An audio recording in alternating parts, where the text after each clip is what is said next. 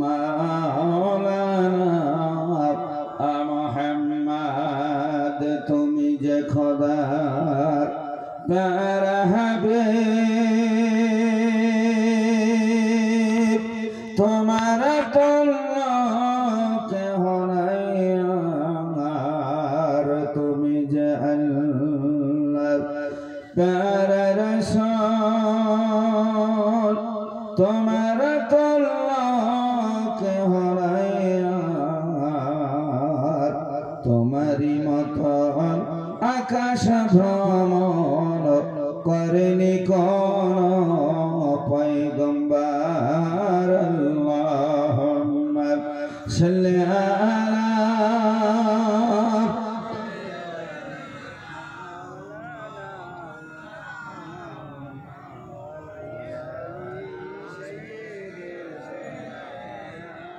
মাওলানা মুহাম্মদ লক্ষ কোটি সালাম জানাই ও নবী তোমার কদমে লক্ষ কোটি সালাম জানাই ও নবী তোমার চরণে দয়া করে পার করিবেন রোজ হাশরের ময়দানে আল্লাহুম্মা সাল্লি আলা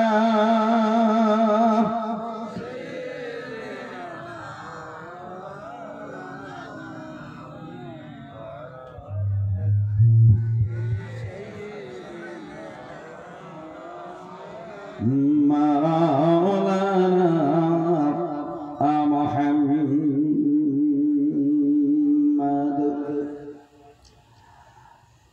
আনন্দনগর গ্রামে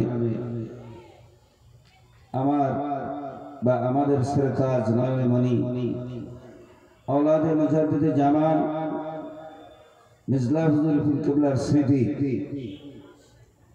মাদ্রাসা আবু জাফরিয়া সিদ্দিকিয়া হিফজুল কোরআন মাদ্রাসা কর্তৃপক্ষের পরিচালনায় ওই এলাকাবাসীর সহযোগিতায় আয়োজিত এক ঐতিহ্যবাহী ঈসা আলাইহিস সালাম মাহফিলের শ্রদ্ধেয় মহাসম্মানীয় সভাপতি সাহেব মুআজ্জাজ মুহতারাম লিগার ওলামা হুজুরাত আমার সামনে বসে থাকা দিনদার পরহেজগার আল্লাহওয়ালা ভাইয়েরা ও বাবাজিরা পর্দার অন্তরালে বসে থাকা ধার্মিক আমার মা ও বোনেরা সবাইকে জানাই আন্তরিক সালাম আসসালামু আলাইকুম ওয়া রাহমাতুল্লাহি ওয়া বারাকাতুহু।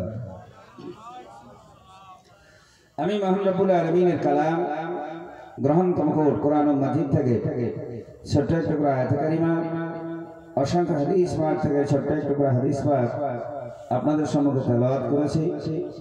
আল্লাহ রাব্বুল আলামিন যদি তৌফিক ইনায়েত করেন এবং আপনারা যদি ধৈর্য হারা না হন তাহলে এর থেকে সংক্ষিপ্ত কিছু আলোচনা করে আমি আমার বক্তব্যকে ইতি করবার জন্য চেষ্টা করব ইনশাআল্লাহ।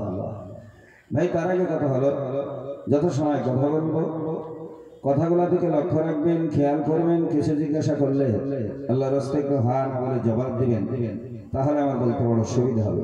প্রথমত জানতে চাই, জিজ্ঞাসা করতে চাই সোনামানিকেরা ভাই, এলাকা বাউন্ডারি থেকে একেবারে অল্প সংখ্যক কিছু মানুষ আপনারা কোরআন হাদিসের মাহফিলে আসছেন বা বসছেন।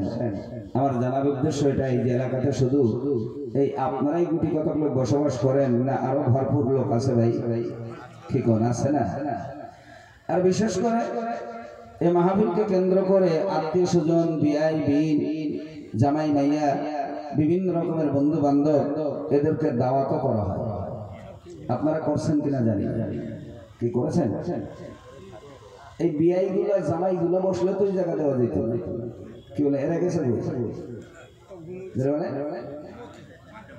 এরা আড্ডা মারছে বা ঘুমাচ্ছে নাকি? রাগ করবেন না। আচ্ছা ওদের খেতে দিয়েছেন? যারা খেয়েছে না গিলেছে? ভাই গিলেছে। হ্যাঁ, কাজ না করে যেটা খাওয়া হয় ওটাকে কি বলে? খাওয়া বলে না, গেলা বলে।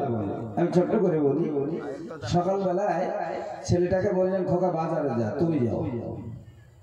মাঠে যা, পারো না। যে কাজে বলেছেন শুধু বলে পারবো না, তুমি যাও, আমি পারবো না। দুপুরবেলায় গোসল টোসল করে রেডি হয়ে আসো, দুটো খাবে। ভাই মা ওই সময় কি ছেলেটারে বলবে সোনামানিক দুটো খেয়ে নাও? কোনো বাপ বলবে? বলবে কাজ তো কিছু করিস না, এখন দুটো গিলে নাও দুটো, বলবে না? বলবে না? আমার বলার উদ্দেশ্য হলো কাজ না করে খাওয়া, তার নাম হলো গেলা। দাওয়াত করেছেন মাহফিলের জন্য, তারা যদি মাহফিল না শুনে খায়, কেমন যেন সেটা গিলেছে। ভাই তাতে রাগ করলো কি ঝাল করলো আমার কোনো যায় আসে না। তবে আল্লাহ পাক রব্বুল আলামিন যাদের মঙ্গল কামনা করে জান্নাতি বানাতে চায়, আল্লাহ তাদের ঘাড় ধরে ঘেঁটি ধরে কোরআন ও হাদিসের মাহফিলে বসায়া জিন্দেগীর গুনাহ আল্লাহ মাফ করে দেয়। আরে কেমন করে বল ভাই, আমার বানানো কথা হাদিস এসেছে এই জন্য বললাম। আল্লাহর হাবিব বলেন, মা ইউরিদুল্লাহু বিহি খায়রান ইউফাক্কিহু ফিদ্দীন। আল্লাহর হাবিব বলেন, উম্মতেরা রে, আল্লাহ পাক রব্বুল আলামিন তার বান্দা বান্দীদের ভিতর থেকে আল্লাহ যাদের অত্যন্ত ভালোবাসা মহব্বত করে, মহান আল্লাহ যাদের জান্নাতি বানাবার চায়, ওই সমস্ত বান্দা বান্দীদের ঘাড় ধরে ঘেঁটি ধরে আমার আল্লাহ কোরআন ও হাদিসের মাহফিলে বসাইয়া এমন করে জিন্দেগীর গুনাহ মাফ করে দেয়। আর এমন করে বলে, এই ফজিলতপূর্ণ চাঁদে বরকতপূর্ণময় রাতে আল্লাহ পাক রব্বুল আলামিন বড় আদর করে ভালোবেসে তার কালামের মাহফিলে আল্লাহ যে বসার সুযোগ করে দিয়েছে, সেজন্য সেই মহান রব্বুল আলামিনের দরবারে জানাই লাখো কোটি শুকরিয়া। মুহাব্বত করে বলেন আলহামদুলিল্লাহ। আর একটু মন খুলে বলে, ভাইয়ের আমার, আমি রিদাউল করিম, ভাইয়ের আমার, বহুদিন পরে আপনাদের মাঝে এসেছি, সালাম দিলাম, উত্তরটা ভালো পাইলাম না। ভাইয়ের আমার, এই জন্য বলতে হয়, আল্লাহ নবী হাদিস শরীফে বর্ণনা করেন, এমন করে বাইনে ইয়াদাই সাপ, যখন একেবারে কিয়ামত নিকটবর্তী হয়ে যাবে, দ্বীনের নবী বলেন, বাইনে ইয়াদাই সাপ তাসনিমুল খাসাব, একেবারে কিয়ামত যখন নিকটস্থ হবে, নিকটবর্তী হয়ে যাবে কিয়ামত, ওই সময় সালাম কিন্তু মানুষের ভিতরে স্পেশাল আকার ধারণ করবে। হাজি দেখলে সালাম দেওয়া হবে, গাজী দেখলে সালাম দেওয়া হবে, এমন করে আলেম ওলামা দেখলে সালাম দেওয়া হবে, সুফি দরবেশ দেখলে সালাম দেওয়া হবে। আর গরিবেরা ধনীদের সালাম দিবে মাল পাওয়ার আশায়, আর ধনীরা তার সালামের উত্তর দিবে না, কিছু মাল কড়ি দিতে হবে। তাই দেখবেন এই সামনে রমজান, বহু আলেম ওলামারা আসবে মাদ্রাসার জন্য, এতিমরা রয়েছে, তাদের পুষ্টি হচ্ছে। একজন আলেম, সে আদায়কারী হিসাবে জাকাতের মাল নেওয়ার জন্য সে দূর থেকে সালাম, আসসালামু আলাইকুম, তাকায় দেখে হুজুর, বলে এখন না পরে আসবে। ওয়ালাইকুম আসসালাম, এখন না পরে। এরা হচ্ছে না, হচ্ছে না। আল্লাহর নবী বলেন, সালাম যখন স্পেশাল হয়ে যাবে, ভাইয়ের আমার, বিশেষ করে বাবা, হাজি গাজী দেখলে সালাম দেওয়া হবে, ধনীরা গরিবরা সালাম দিতে চাইবে না, আর গরিবেরা যদি উদয় মাল পাওয়ার আশায় দিবে, ধনীরা তার উত্তর দিবে না, মাল দিতে হবে। তাই আবার বিআই দেখলে সালাম দিবে, বিআইন যদি জুত ভালো হয় তো বেশি সালাম লাগাবে,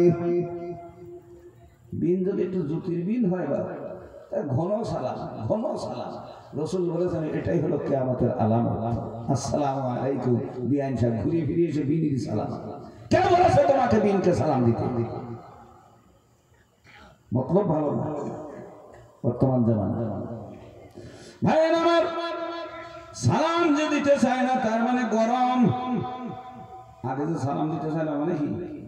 ভিতরে গরম, অহংকার।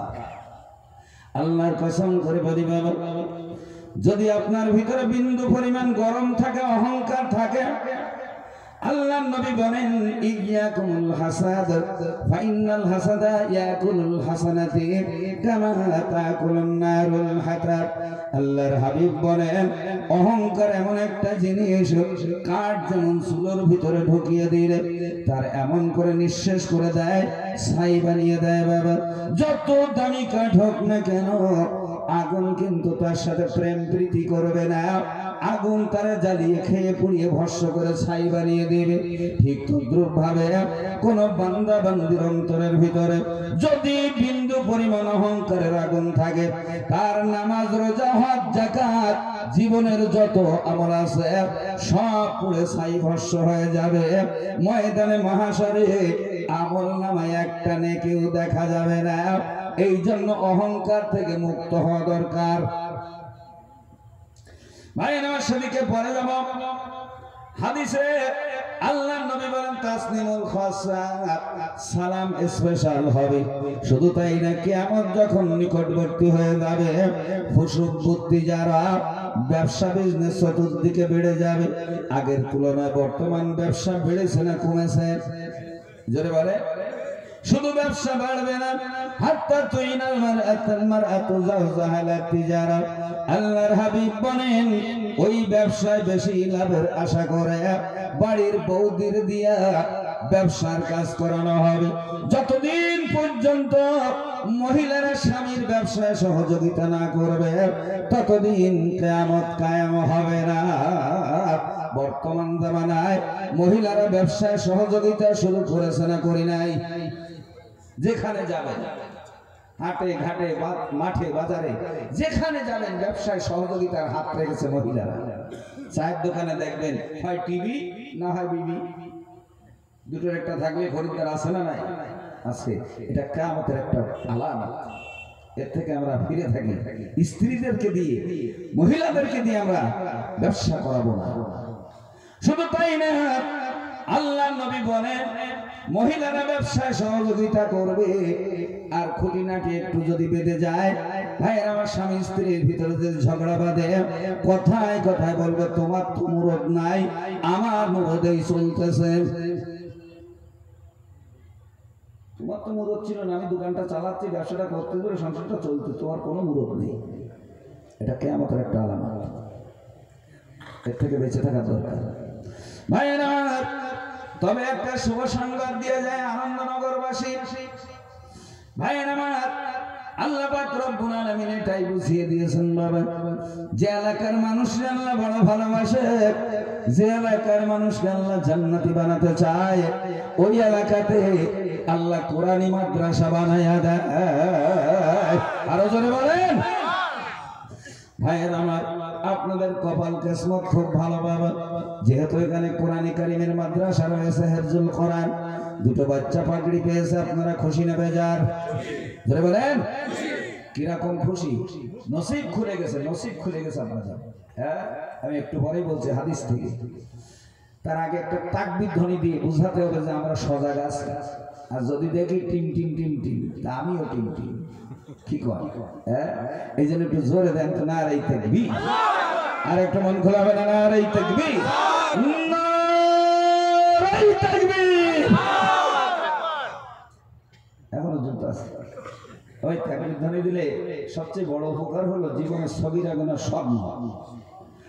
আসতে দিলেও মাফ, কিন্তু আর একটা উপকার থেকে সে বঞ্চিত হবে যদি আসতে দিয়ে থাকে। কি? হার্ট দুর্বল হয়ে যাবে একদিন, সবল আর হবে না, ডাক্তার দেখালো। কারণ আল্লাহ নামের ধ্বনিতে হার্ট সবল থাকে। হার্ট যদি দুর্বল থাকে তাও আল্লাহ সবল করে দেয়। হার্টের চিকিৎসা আল্লাহু আকবার মাধ্যমে হবে। এই জন্য অনেকে না বুঝতে পারে, তাকবীর হয়তো আসতে দিয়েছে। হ্যাঁ, আল্লাহ নামের একটা পাওয়ার আছে না? হাদিস শরীফে এসেছে, আল্লাহর নবী একদিন পাহাড়ি এলাকায় গাছের তলায় ঘুমায়। আল্লাহর নবী যখন ঘুমাতেন, তার শুধু চোখ দুটো ঘুমিয়ে যেত, অন্তর ঘুমাতো না। ভাইয়ের আমার, এনামু আইনাইহি ওয়ালা তানামু কলবি।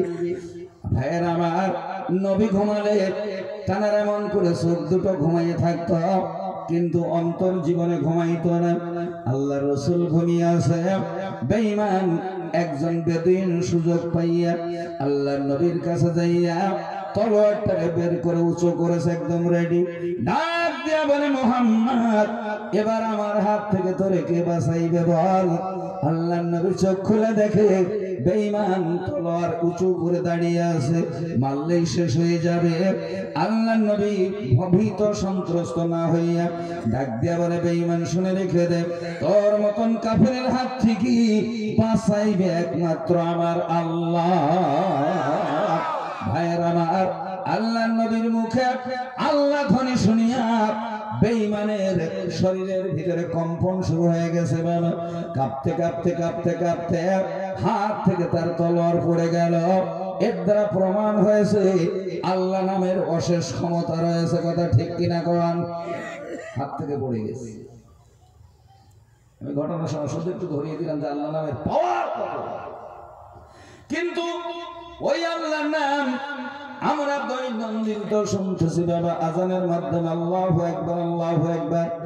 এই আজানের মাধ্যমে দৈনন্দিন যে আল্লাহ নাম আমরা শুনতেছি, যে আল্লাহ নামের কুদরতে, যে আল্লাহ নামের বাবরকতে, যে আল্লাহ নামের পাওয়ারের কারণে বেঈমানের হাত থেকে তলোয়ার পড়ে গেল, আমরা ইমানদার বলে দাবি করি বাবা। ওই আল্লাহ নামটা শোনার পরে আমাদের ভিতরে অনেক ঠেকি আছে বাবা। এদের হাত থেকে বিড়িটাও পর্যন্ত পড়ে না। আজান হচ্ছে, বিড়ি কুশি দিচ্ছে না, ভুল বললাম?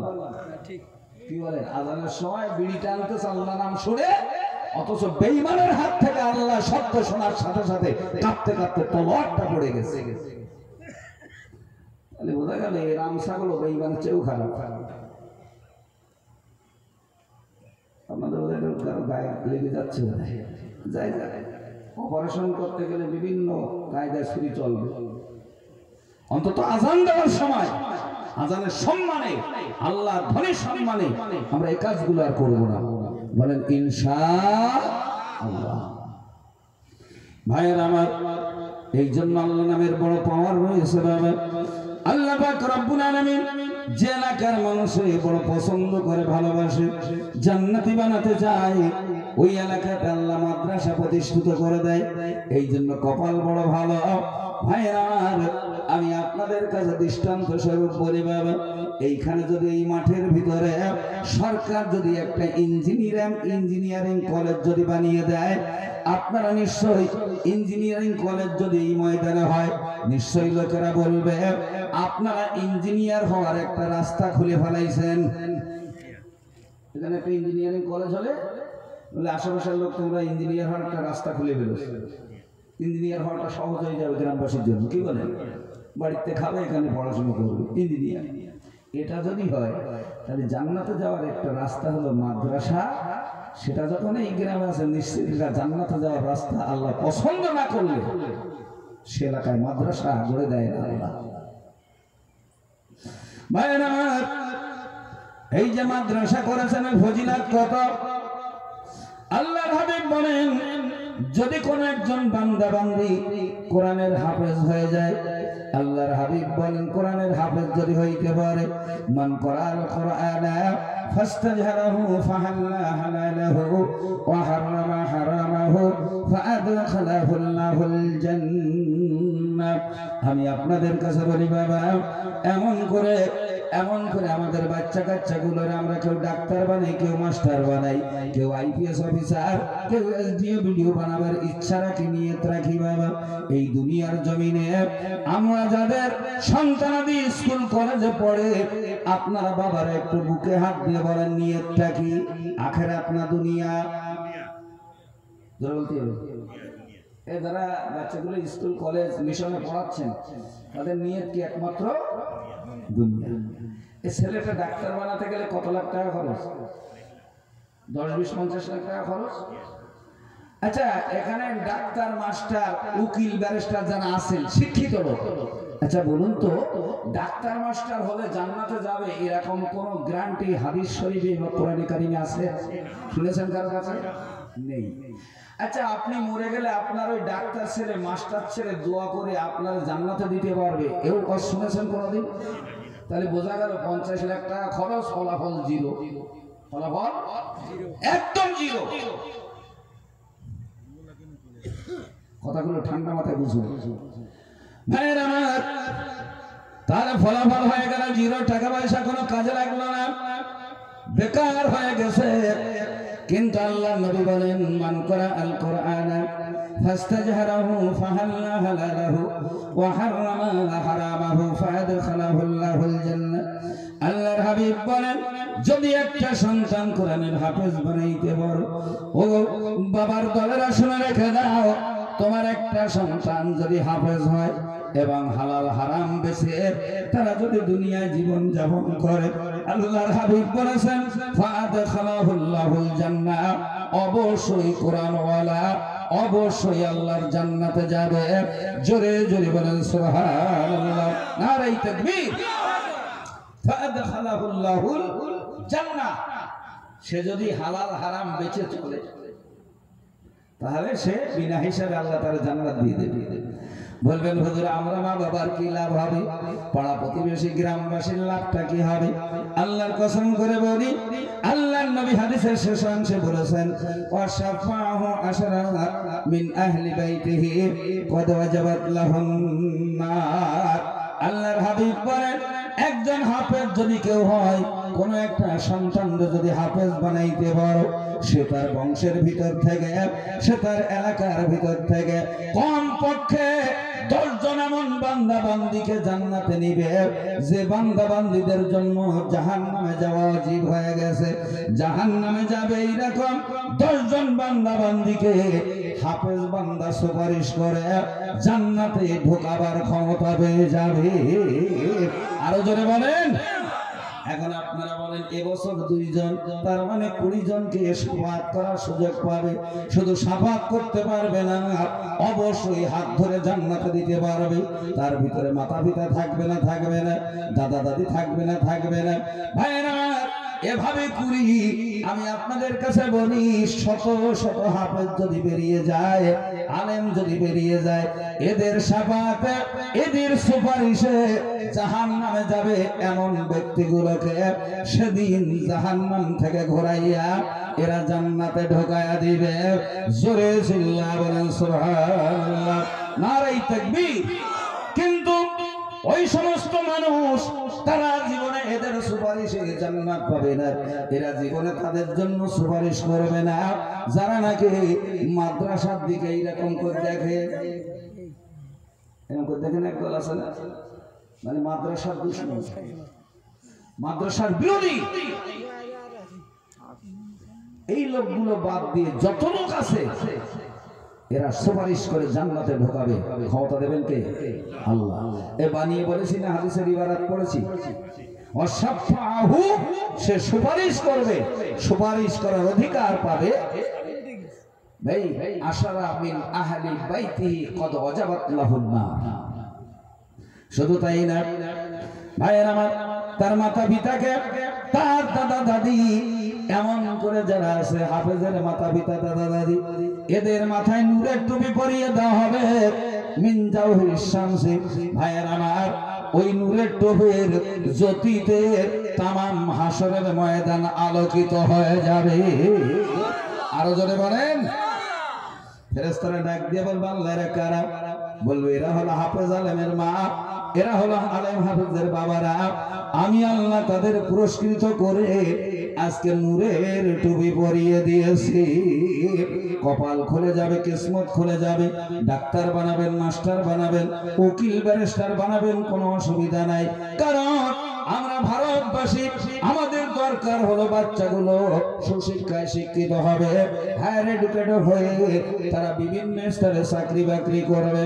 রান্নাঘর থেকে নিয়ে পার্লামেন্ট পর্যন্ত সব জায়গায় মুসলমানদের ছেলে 2-1টা থাকা দরকার আছে না নাই?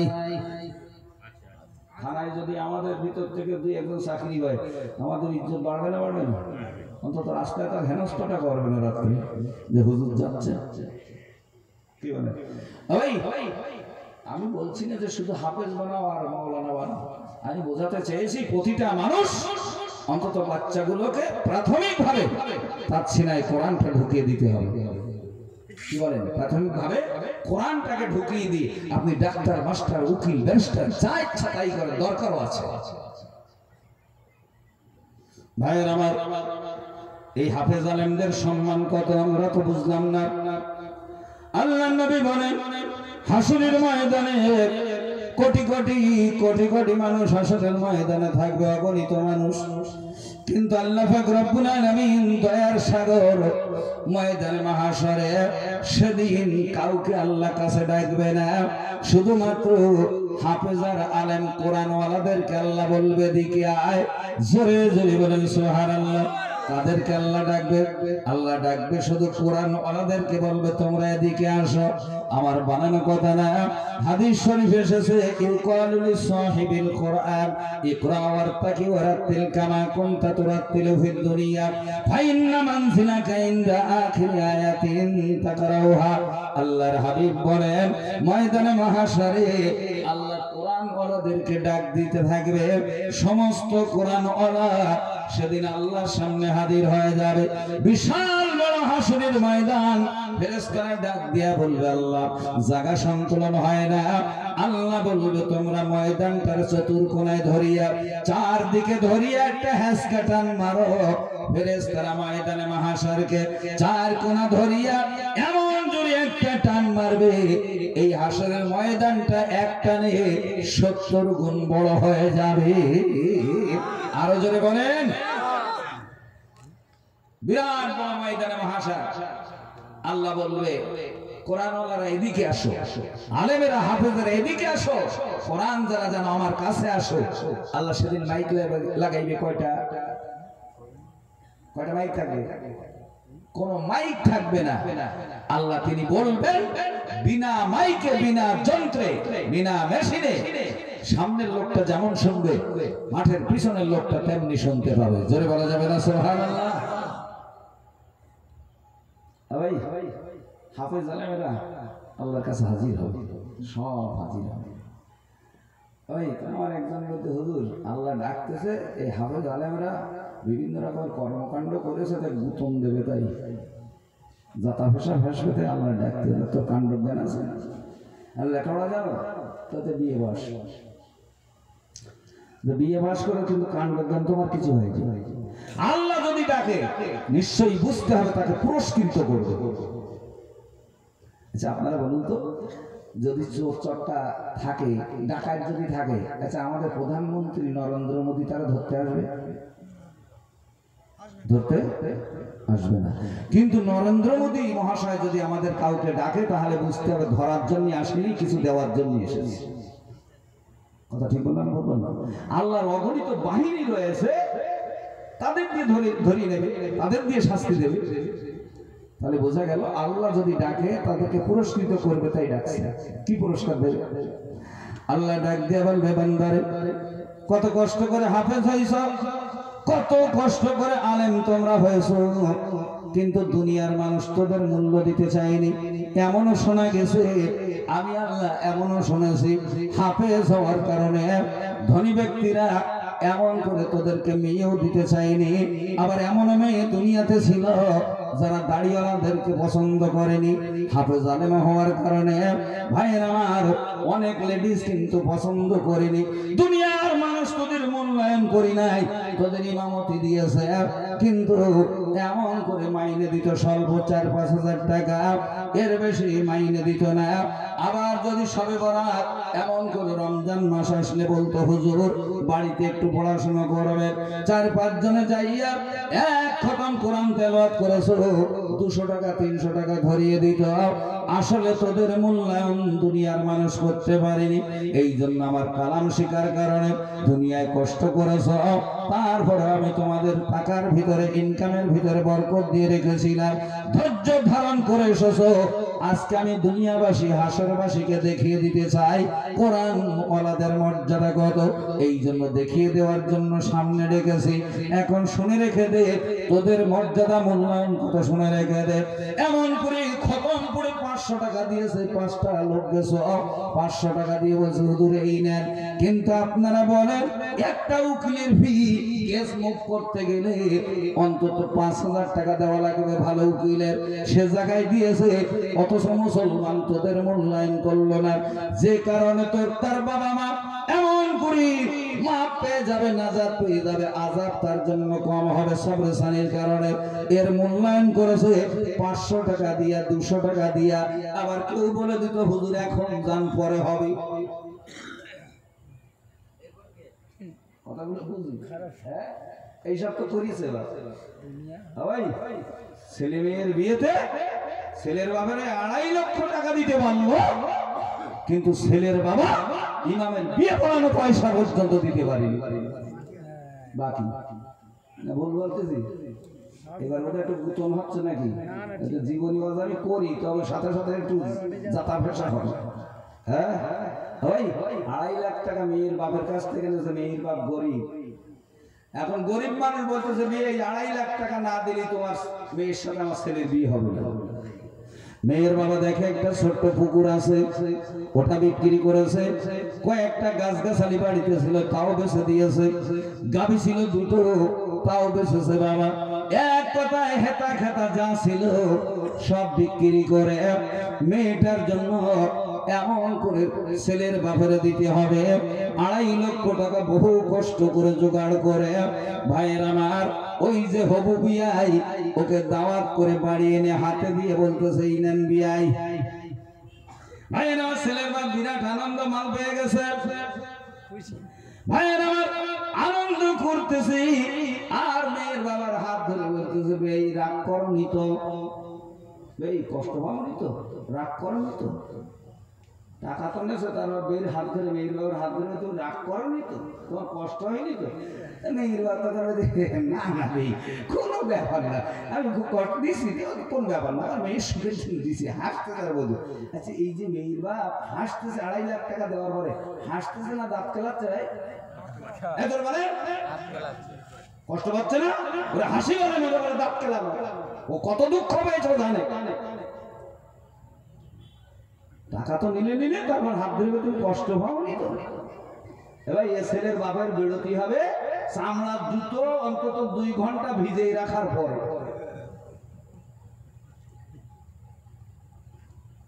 এইবার কারো কারো গায়ে লাগতেছে, পিটি লাগতেছে, কি সব বলার যে করেছি এলাকার দেওয়া দিয়ে।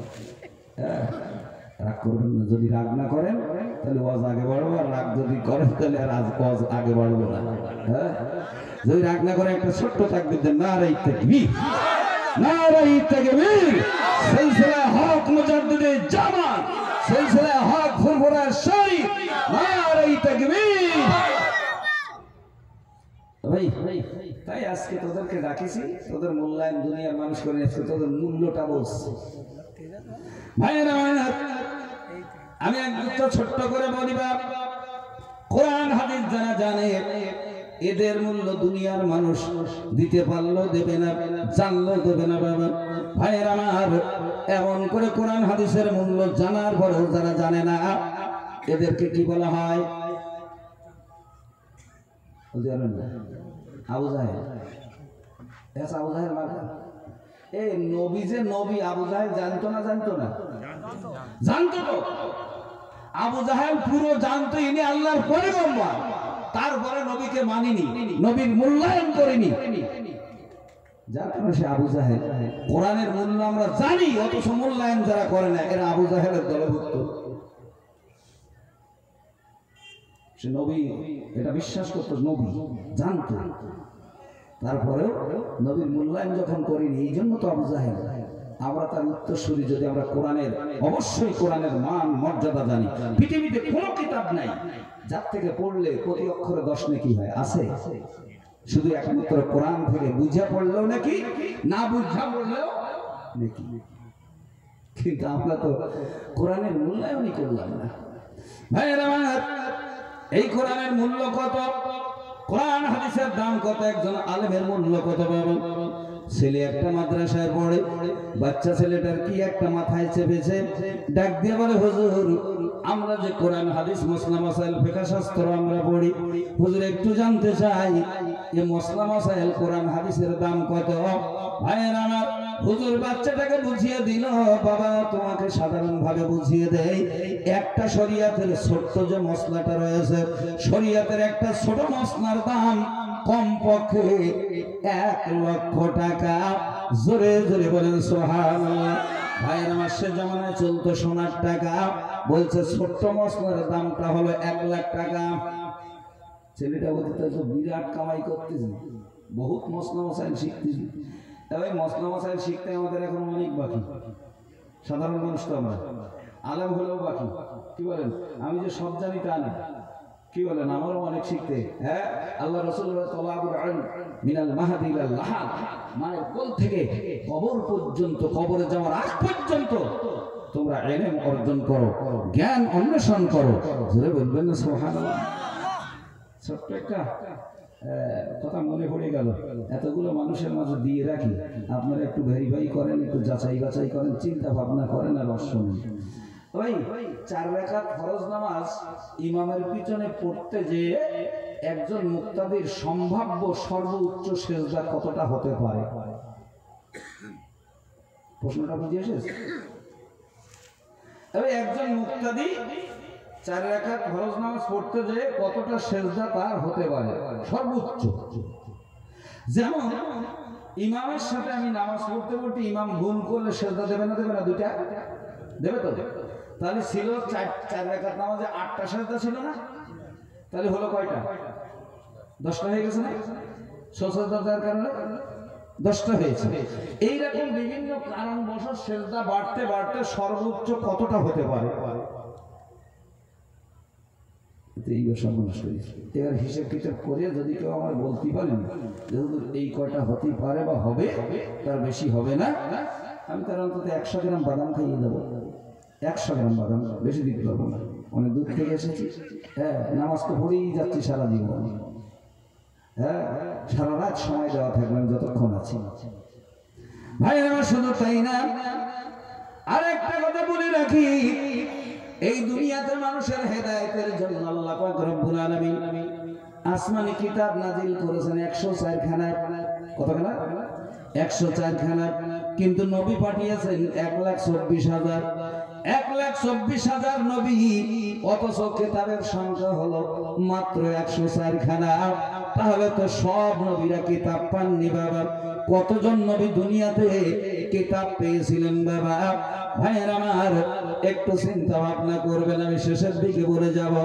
ভাইয়ের আমার কথাগুলো জানবেন বাবা।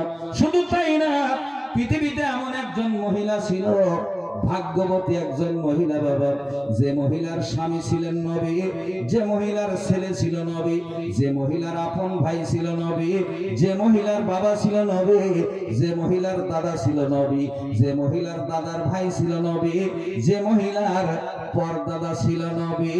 জোরে জোরে বলেন সুবহানাল্লাহ।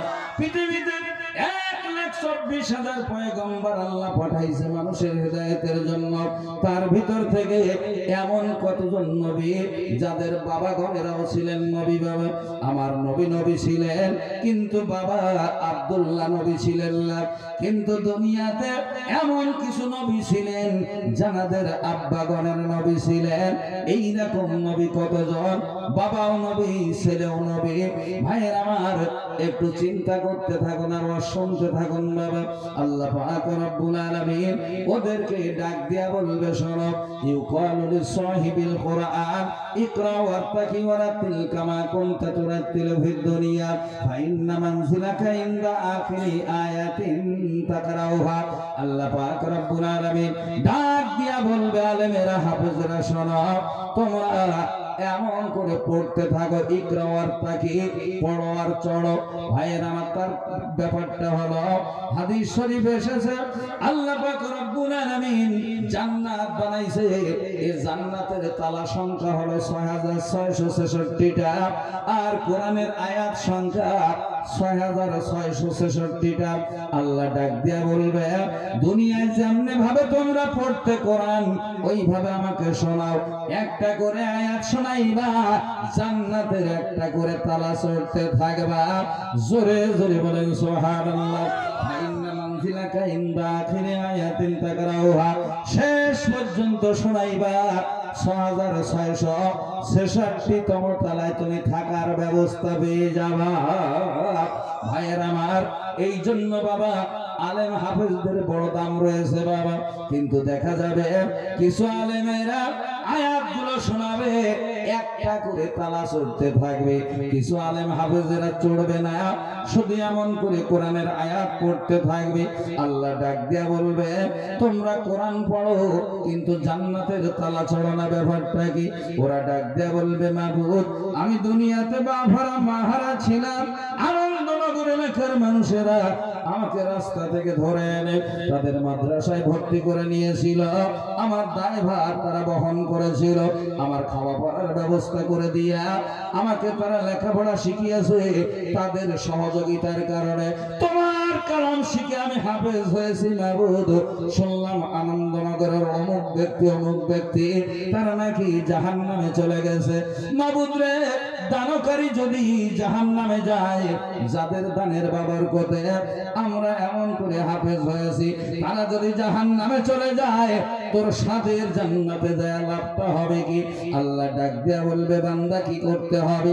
ওই হাফেজ আলেমরা কানবে আর বলবে, মাবুদ তুমি সুপ্রিম ক্ষমতার মালিক, আল্লাহ তুমি সর্বোচ্চ ক্ষমতার মালিক, তুমি ইচ্ছা করলে তাদের জীবনের অপরাধগুলো ক্ষমা করে দিয়া তুমি তাদেরকে আমাদের সঙ্গে জান্নাতে যাওয়ার ব্যবস্থা করে দিতে পারো। আল্লাহ রহমতের দরিয়ায় জোশ মারবি, ডাক দিয়া বলবে, বান্দারে আমি আমার বান্দা বান্দিদের দানকারীদেরকে মাফ করে দেওয়ার জন্য আমি বাহানা তালাশ করতেছিলাম। এই বাহানায় তোমাদের ওসিলায় আমি তাদের জীবনের গুনাহ মাফ করে জাহান্নাম থেকে ফিরাইয়া তোমাদের খাতিরে আজকে জান্নাতে দিয়া দিলাম। আরো জোরে বলেন নারে তাকবীর। হয়ে যেতে পারে না, যাবে। আল্লাহ তো বিশাল জান্নাত বানিয়েছে, ওই গরু ছাগল রাখা যায়? জান্নাতটা বানিয়েছে একমাত্র ঈমানদারদের জন্য। আর পৃথিবীতে ঈমান ওয়ালা হলাম আমরাই। তবে টুকটাক গুতন খেতে হবে, টুকটাক অপরাধের কারণ। ওই কথাগুলো ঠান্ডা মাথায় বুঝি। ওই জান্নাত আল্লাহ বানিয়েছে, জান্নাত দেখছেন কে? পৃথিবীতে একজন ব্যক্তি দেখেছেন। কে দেখেছেন? তিনি হলেন আমার দয়ার নবী মুস্তাফা। কে দেখেছেন? আমার দয়ার নবী ছাড়া সরাসরি যাইয়া জান্নাত দেখবার কেউ পারেনি। আমার রসুলকে দেখিয়েছিলেন, রসুল ছিলেন ইন্সপেক্টর, আর তানাকে দিয়ে আল্লাহ তার নিদর্শনাবলীগুলো ইন্সপেকশন করিয়েছিলেন। যেটা বলা যাবে না সুবহানাল্লাহ। স্কুল ভিজিট করতে আসে না ইন্সপেক্টর, আসে না স্কুল ভিজিট করতে? কত সাজসজ্জা করা হয়, স্কুল কলেজ রং করা হয়, ইন্সপেক্টর আসবে অনেকদিন। ভাইয়ের আমার, কথাগুলো ঠান্ডা মাথায় বুঝি। আল্লাহ নবীর কাছে সাহাবারা জিজ্ঞাসা করলেন, ইয়া রাসূলুল্লাহ আপনি সরাসরি মাওলার জান্নাত দেখেছেন, কত বড় বলেন, আর কিসের তৈরি? আল্লাহ নবী বলেন, একটা ইট হলো সোনার আর একটা ইট হলো রূপার। এইভাবে করে আল্লাহ 6666 তলা বিশিষ্ট এই জান্নাত বানিয়েছে বিশাল আকার করে। কত বড় তো বলার সময় আমার নাই বাবা। আল্লাহ নবী বলেন, কত বড় আমি রাসূল বলতে পারি না, তবে শুনে রেখে দাও, দরজার কথা শুনলে তোমরা জান্নাতটা অনুমান করতে পারবা, কিছুটা ধারণা তোমাদের আসবে। আল্লাহ নবী ডাক দিয়া বলে, ওগো সাহাবারা, দুনিয়ার মানুষেরা তোমরা শুনে রেখে দাও, বাবুল জান্নাতি মিনাল মাক্কাতি ইলাল হিজার। আল্লাহ নবী বলেন, আর জান্নাত জান্নাত বানাইছে, ওই জান্নাতের প্রত্যেকটা দরজা, প্রতিটা কামরায়, প্রতিটা ঘরে আল্লাহ দরজা লাগাইছে, সোনার দরজা, নির্ভেজাল সোনার দরজা। একটা একটা দরজা চওড়া হলো 1200 কিলোমিটার। জোরে চিল্লায় কোন সুবহানাল্লাহ, নারে তাকবীর। জান্নাতের প্রত্যেকটা দরজা 1200 কিলোমিটার করে চওড়া। এত বড় যদি দরজা, তাহলে ঘর কত ছোট চিন্তা করেন। এইগুলো একটা দরজার দাম সারা পৃথিবী 1000 বিক্রি করলে হবে না। একটা দরজার দাম 1 লক্ষ টাকা ভরি, তো 1200 কিলোমিটার চওড়া, ওই পরিমাণ পুরু। ওই দরজা সারা পৃথিবী বেচে দিলেও হবে হবে না। ওইটা দিকে শুধুমাত্র আল্লাহর কুদরতি পায় সেজদা লাগাইয়া দিলেই শ্রী বলেন সুবহানাল্লাহ সুবহানাল্লাহ। আমরা তো সেই সেজদা করতে যাই না, মামলা দেবেন না, সেজদা দাও, জান্নাত দাও। ভাইয়ের আমার, কথাগুলো কান খাড়া করে শুনুন বাবা। তবে প্রথম যে কথাটা বলেছিলাম, সালাম দিবেন বাবা, আদান প্রদান করবেন সালাম। আল্লাহ নবী বলেছেন সালাম আদান প্রদান করলে আল্লাহর করুণা বর্ষিত হবে বাবা। এই জন্য হাদিস শরীফ এসেছে বাবা, একজন ব্যক্তি নবীজির কাছে আইসা, বুখারী শরীফে এসেছে, জিজ্ঞাসা করলো আইয়ুল ইসলামে খায়র, ওগো আল্লাহর হাবিব, কোন জিনিস ইসলামের ভিতরে সবথেকে ভালো, ইসলামের ভিতরে কোন কাজগুলো ভালো? আল্লাহর নবী বললেন ইসলামের ভিতরে সবথেকে ভালো কাজ হলো আতিমুত তুআমা, মানুষদেরকে খাওয়ানো, মেহমানদারি করা। আতিমুত তুআমা, মানুষদেরকে খাওয়াও, এটা ইসলামের ভিতরে সবথেকে একটা ভালো কাজ। 2 নম্বরে আকরাউকা সালাম, তোমরা মানুষ দেখলে, লোক দেখলে সালাম বিনিময় করবা। আকরাউকা সালাম, তোমরা সালাম বিনিময় করবা। মান আরাফতা ওয়া মান লাম তারিফ, যদিও তাদেরকে চেনো আর নাই বা চেনো, চিনলেও সালাম দিবে, অপরিচিত হলেও সালাম দিবে, অচেনা হলেও সালাম দিবা, জানা শোনা লোক হলেও সালাম দিবা। তোমার মন যদি বলে লোকটা একজন মুসলমান, চেনো বা নাই চেনো, অবশ্যই সালাম বিনিময় করবা। জোরে জোরে বলেন সুবহানাল্লাহ। কিতাবুল ঈমানটা খুলে দেখবেন, বুখারী শরীফের কিতাবুল ঈমানে 12 নম্বর হাদিসে এই হাদিসটা বর্ণনা হয়েছে। 12 নম্বরে ভাইয়েরা আমার, কথাগুলো ঠান্ডা মাথায় বুঝে, এই জন্য বাবু আগে আগে সালাম দিবেন। সালাম নেওয়ার আশায় ওত পেতে বসে থাকা, এটা গরম হওয়ার একটা কারণ। আমি সালাম দেবো, ওই কি দেখ, ও ছোট, ও আমার সালাম দেবে, আশায় বসে থাকবেন না। ভাইয়েরা আমার, আল্লাহর নবীর কাছে সাহাবারা জিজ্ঞাসা করলেন, ইয়া রাসূলুল্লাহ,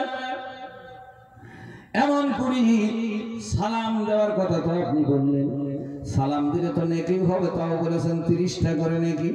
ইয়া রাসূলুল্লাহ, সালাম কি প্রত্যেকে দেবে, ইমানদার ছোট বড়? বলে অবশ্যই তোমরা সালাম দেবে। বলে ইয়া রাসূলুল্লাহ, যদি এমন করে বসে থাকি, ও আমার সালাম দিক আমি কেন দেব? বলে এইটাই তো হলো অহংকার, তোমার নেক আমল বিনষ্ট হয়ে যাবে, কিছুই থাকবে না। আল্লাহর নবীর কাছে জিজ্ঞাসা করলেন, ইয়া রাসূলুল্লাহ, এরকম কাজ তো অনেক হয়ে গেছে, এখন এর রোগ সারাই করবার ওষুধটা একটু বলে দেন। আল্লাহর নবী বলেন, অহংকার থেকে বাঁচতে গেলে একটাই মাত্র ওষুধ যদি ব্যবহার করতে পারো, অহংকার বলে তোমাদের অন্তরে কিছুই থাকবে না। দ্বীনের নবী ডাক দিয়ে বলে, সাহাবারা শোনো, আল বাদিউ বিস সালাম বারিউম মিনাল কিবার। আল্লাহর নবী বলেন, তোমরা যদি আগে সালাম দাও, যারা আগে সালাম দিবে অহংকার থেকে তারা বেঁচে যাবে। আরো জোর করে বলেন। তাহলে অহংকার থেকে বাঁচার একটাই উপায়, আগে সালাম বিনিময় করা। আল্লাহর নবী বলেন, ভাইয়েরা আমার, তোমরা আগে সালাম দিবা, অহংকার থেকে বেঁচে যাবে। এই জন্য আগে সালাম দিবেন বাবা। মা আয়েশা সিদ্দিকা নিজেই বর্ণনা করতেছেন, এমন করে নবীজি কলেমার দাওয়াত দিতে যেতেন, আর আমি আয়েশা সিদ্দিকা এমন করে রেডি থাকতাম, রাসূল আসলে আমি সালাম দিয়া দিব। মা আয়েশা বলেন, নবীজি আসতেছে দেখিয়া আমি একেবারে রেডি হয়ে যেতাম, প্রস্তুতি নিয়ে নিতাম, আমি বিশ্বনবীকে আগে সালাম দিব।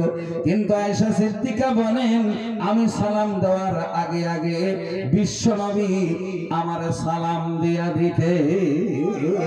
আর জোরে বলেন।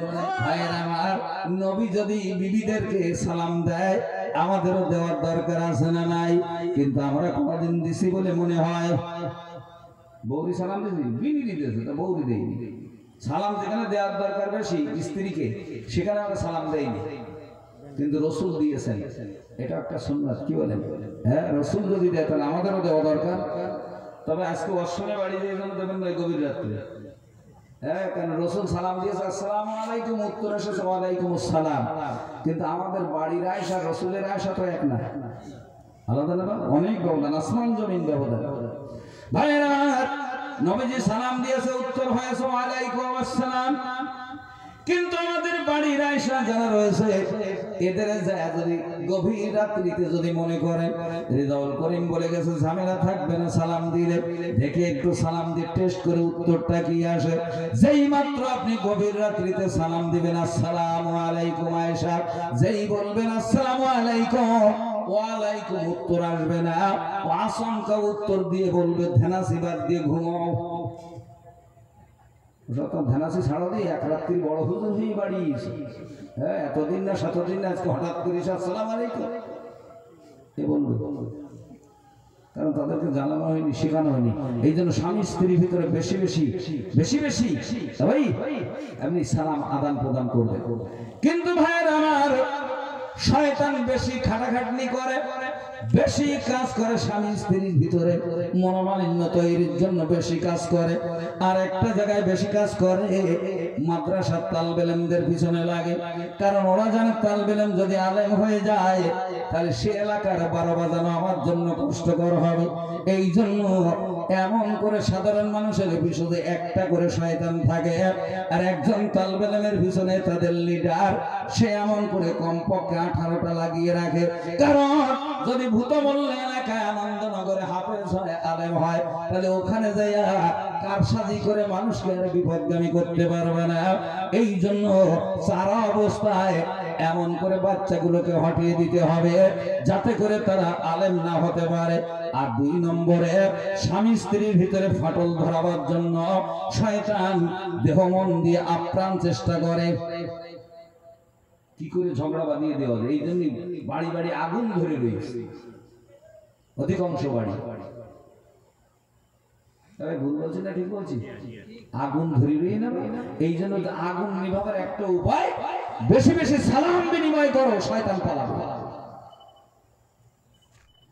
ওই সালাম না দেওয়ার কারণে আগুন ধরে, আর একটা কারণে আগুন ধরে, সেটা হচ্ছে কোল বালিশ, পাশের বালিশ যেটারে বলে। পাশের বালিশ স্বামী স্ত্রীর ভিতরে ফাটল ধরানোর একটা অন্যতম উপায়। হ্যাঁ, আল্লাহ রাসূল বলছে স্বামী স্ত্রী বেডের ভিতরে একসাথে ঘুমাবা, জড়াইয়া ঘুমাবা। আর আমার গা মেয়ের বাপ কি করে বড় এরকম মোটা পাশ বালিশ দিয়েছে, উতি ডিভাইডেড, কি বলেন উতি বিতক, কেউ কারো ধারে পাশে আসে না। এই জন্য শয়তান ওখানে এসে মাঝখানে ও শুয়ে পড়ে, শুয়ে এইবার বিভিন্ন রকমের ঝামেলা ঝামেলা সৃষ্টি করে। হ্যাঁ, কোল বালিশটারে ফোড়াও আগে, পাশের বালিশ আগুন ধরাও। যুবক যারা বিয়ে করেছো তাদের ব্যাপার আলাদা, যারা করনি শ্বশুর বাড়ির কোল বালিশটা অন্তত লাথি দিয়ে ফেলে দিয়েছে, যেটা আমি দেবো না। ভাইয়ের আমার, এই জন্য বর্তমান স্বামী স্ত্রীর ভিতরে যত ঝামেলা, কেউ কারোর সাথে আলাপ করে না, এমন হয়ে গেছে আলাপ বন্ধ। বাবা ভাইয়ের আমার, স্বামী স্ত্রী আলাপ বন্ধ করে দিলে শয়তান বড় খুশি হয়। ভাইয়ের আমার, শয়তান তখন হাতে তালি দেয়। বাবা শয়তান বিরাট আনন্দিত হয়। এই জন্য স্বামী স্ত্রী একটু মিলেমিশে থাকার চেষ্টা করবেন। বাবা অনেক জায়গায় দেখেছি যত ঝামেলা বুড়ো বয়সে, বুড়ো বয়স হতো কুটকুট আসে কিন্তু, কুটকুটে নিয়ে আসে কিন্তু। হ্যাঁ, কেন চার দোকান দিয়ে বসতে পারেন, বাড়ি বসে কুটুর কুটুর কুটুর কুটুর করতেছে, এই বেঁধে গেল। এই করে করে আলাপ নেই। আমি মাঝে মধ্যে বলি বাবা, স্বামী স্ত্রীর ভিতরে যদি আলাপ বন্ধ হয়ে যায়, আল্লাহ লানাত তাদের জন্য, আল্লাহর অভিশাপ বর্ষিত হয় তাদের প্রতি। বাবা আল্লাহর গজব নাজিল হয়। ভাইয়ের আমার, এই জন্য বাবুদের একটু সাবধান থাকবেন, আব্বা জানেরা ভাই জানেরা সাবধান থাকবেন। স্বামী স্ত্রীর ভিতরে যত মহব্বত বাড়বে ততই শয়তান লজ্জিত হবে। বাবা ভাইয়ের আমার, অনেক সময় দেখা যায় চাচা বুড়ো হয়ে গেছে কি দাদা বুড়ো হয়ে গেছে, এমন করে কেউ কারোর সাথে আলাপ নাই। বাবা এইবার চাচা বাজারে যাইতেছে বাজার করবার জন্য, ভূতমোল্লা মার্কেটে যায়। বাবা চাচি এমন করে তাকায় দেখে তেলের বোতলটা বেড়ার গায়ে লাগানো রয়েছে। যদি বলি খোকার বাবা তেলের বোতলটা নিয়ে যাও, তাহলে তো আলাপ করা হয়ে যাবে, আমি হার মেনে যাব। স্বামীর কাছে জীবনে হার মানা যাবে না, তবে না বললেও তো তেল আর বাড়িতে আসবে না, রান্না বান্না বন্ধ হয়ে যাবে। তাই জোরে জোরে বলতেছে চাচা, তখন খানিকটা দূরে গেছে, জোরে জোরে বলতেছে কব না কথা, বোতল বেড়ার গায়ে, বোতল যেন হাটে যায়। চাচা বলতে তাই তো, আলাপ নেই, এসে বোতল নিতে নিয়ে গেছি। ভাইরা চাচা বাজার করে বাড়িতে এসে চিন্তা করে, যদি বলি খুকির মা কিংবা খোকার মা রান্না বান্না করে এই যে বাজার, তাহলে তো আমি হারিয়ে গেলাম। এই জন্য চিন্তা ভাবনা করে ডাক দিয়ে বলতেছে, থাকলো বাজার বারান্দায়, বাজার যেন রান্না হয়। কি ঠেলা ঠেলি বলেন, কি সংসার। হ্যাঁ, শয়তান তখন তালি দেয়, ঠিক আছে ভালোই চলেছে। হ্যাঁ ভাইরা, রান্না বান্না হয়ে গেল। চিন্তা করে যেদিন বাচ্চারা যদি খেতে না বলি তো খেতে আসবে না, ঝামেলা হবে আরো। এই জন্য বাবা চিন্তা ভাবনা করতেছে, আমি যদি বলি খোকার আব্বা খেয়ে নাও, তাহলে তো আমি হেরে গেলাম, ওর কাছে হার মানা যাবে না। কারণ আমি হলাম এমন করে গাজীর বেটি, আমি হলাম শেখের বেটি, এর কাছে হার মানা যাবে না। কিন্তু না বললেও তো খাবে না, তাই ডাক দিয়ে বলতেছে, হাটে গেছিলে যে ভাত দিলে নাও সে। চাচা বলতে তাই তো, হ্যাঁ তবে এইভাবে সংসার চলছে, চাচা খেয়ে ভাই। এইবার শীতকালতে এই পর্যন্ত লেপ দিয়ে একটা বিড়ি ধরে এসেছে। হ্যাঁ, ভাত খেলে এমনি বিড়ি লাগে বাবা, বিরাট ব্যাপার। হ্যাঁ, বিড়ি টানতে টানতে একটা ঘুমও এসে গেছে, বিড়ি সুতোরাটির কাছে এসে হাত একটা পড়ে গেছে, ঘুমির ঘরে পড়িছে, তাও লেপের উপরে তুলো ধরিয়ে গেছে, ধোমাচ্ছে ধোমাচ্ছে। হ্যাঁ, আর দেখবেন মহিলারা একটু শেষের দিক শোয়, শেষের দিক ঘুমায়। হ্যাঁ, সব কাজ কাম সেরে তালা টালা মেরিয়ে তারপরে শোয়, তো এসে দেখে তখন ধোমাচ্ছে, হয়তো কুড়িয়ে বেরিয়ে যাবে। যে এখন যদি বলি খোকার বা বড় আগুন ধরিয়ে তো হেরি গেল, ওদের হারিমানা হয়ে যাবে। আবার যদি নাও বলি তাহলে আগুন ধরে তো মরিয়ে যাবে, শ্মশান পোড়া হবে। তাই বলতেছি, কারো লেপ পড়ে গেলেও বলবো না, কারো খেতায় আগুন ধরে গেলেও বলবো না। চাচা লাভ মেরে উঠে বলতেছে, সর্বনাশ। ভাইয়ের আমার, শয়তান তখন হাতে তালি দেয়, আনন্দিত হয় বাবা। এই জন্য বলি বাবা, স্বামী স্ত্রী আলাপ বন্ধ করে দিলে ওই সংসারে আল্লাহর রহমত থাকে না। আল্লাহ যেন আমাদের বোঝার তৌফিক দেন বাবা। এই জন্য আগে আগে সালাম দিবেন বাবা। আমি আপনি কত বড় লাটের বাট হয়েছি বাবা। ভাইয়ের আমার, আদম থেকে নবী থেকে নিয়ে আখেরি নবী পর্যন্ত যত উম্মত দুনিয়াতে এসেছে আর চলে গেছে, সবাইকে একদিন আল্লাহ ইয়াতি বিকুমুল্লাহু জামিয়া, আল্লাহ একই ময়দানে হাজির করবে বাবা।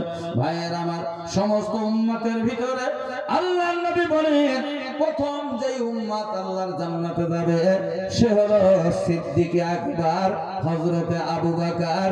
জোরে চিল্লায়া বলেন সুবহানাল্লাহ। তামাম পৃথিবীর সমস্ত মানুষের নেকি এক পাল্লায় দিয়া আবু বকরের নেকি অপর পাল্লায় দিয়া টান মারলে আবু বকরের নেকির পাল্লা অবশ্যই ভারী হয়ে যাবে।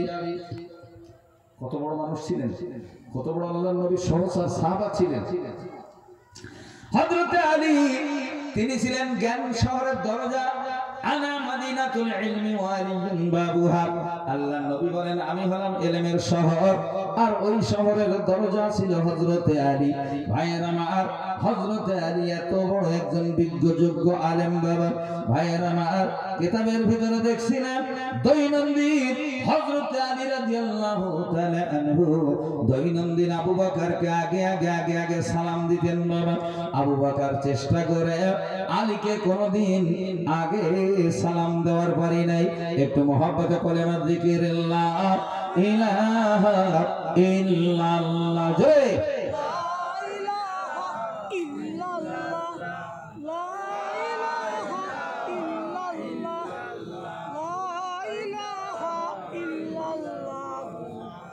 মুহাম্মাদুর রাসূলুল্লাহ।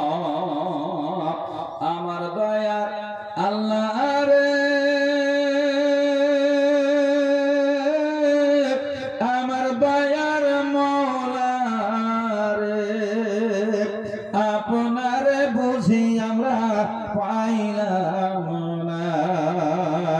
লা ইলাহা ইল্লাল্লাহ, জোরে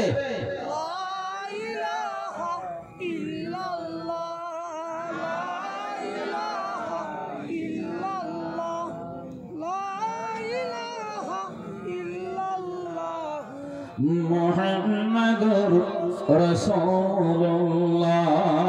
আইরে খোকা আইরে তোরা ব্ল্যাক বোর্ডের কাছে, আইরে খোকা আইরে তোরা ব্ল্যাক বোর্ডের কাছে আলিফ বা তা সা লেখার সুন্দর উপায় আছে। উপর থেকে নিচের দিকে সোজা দিলাম টান, কত সুন্দর আলিফ হইল দেখ রে ভাগ্যবান।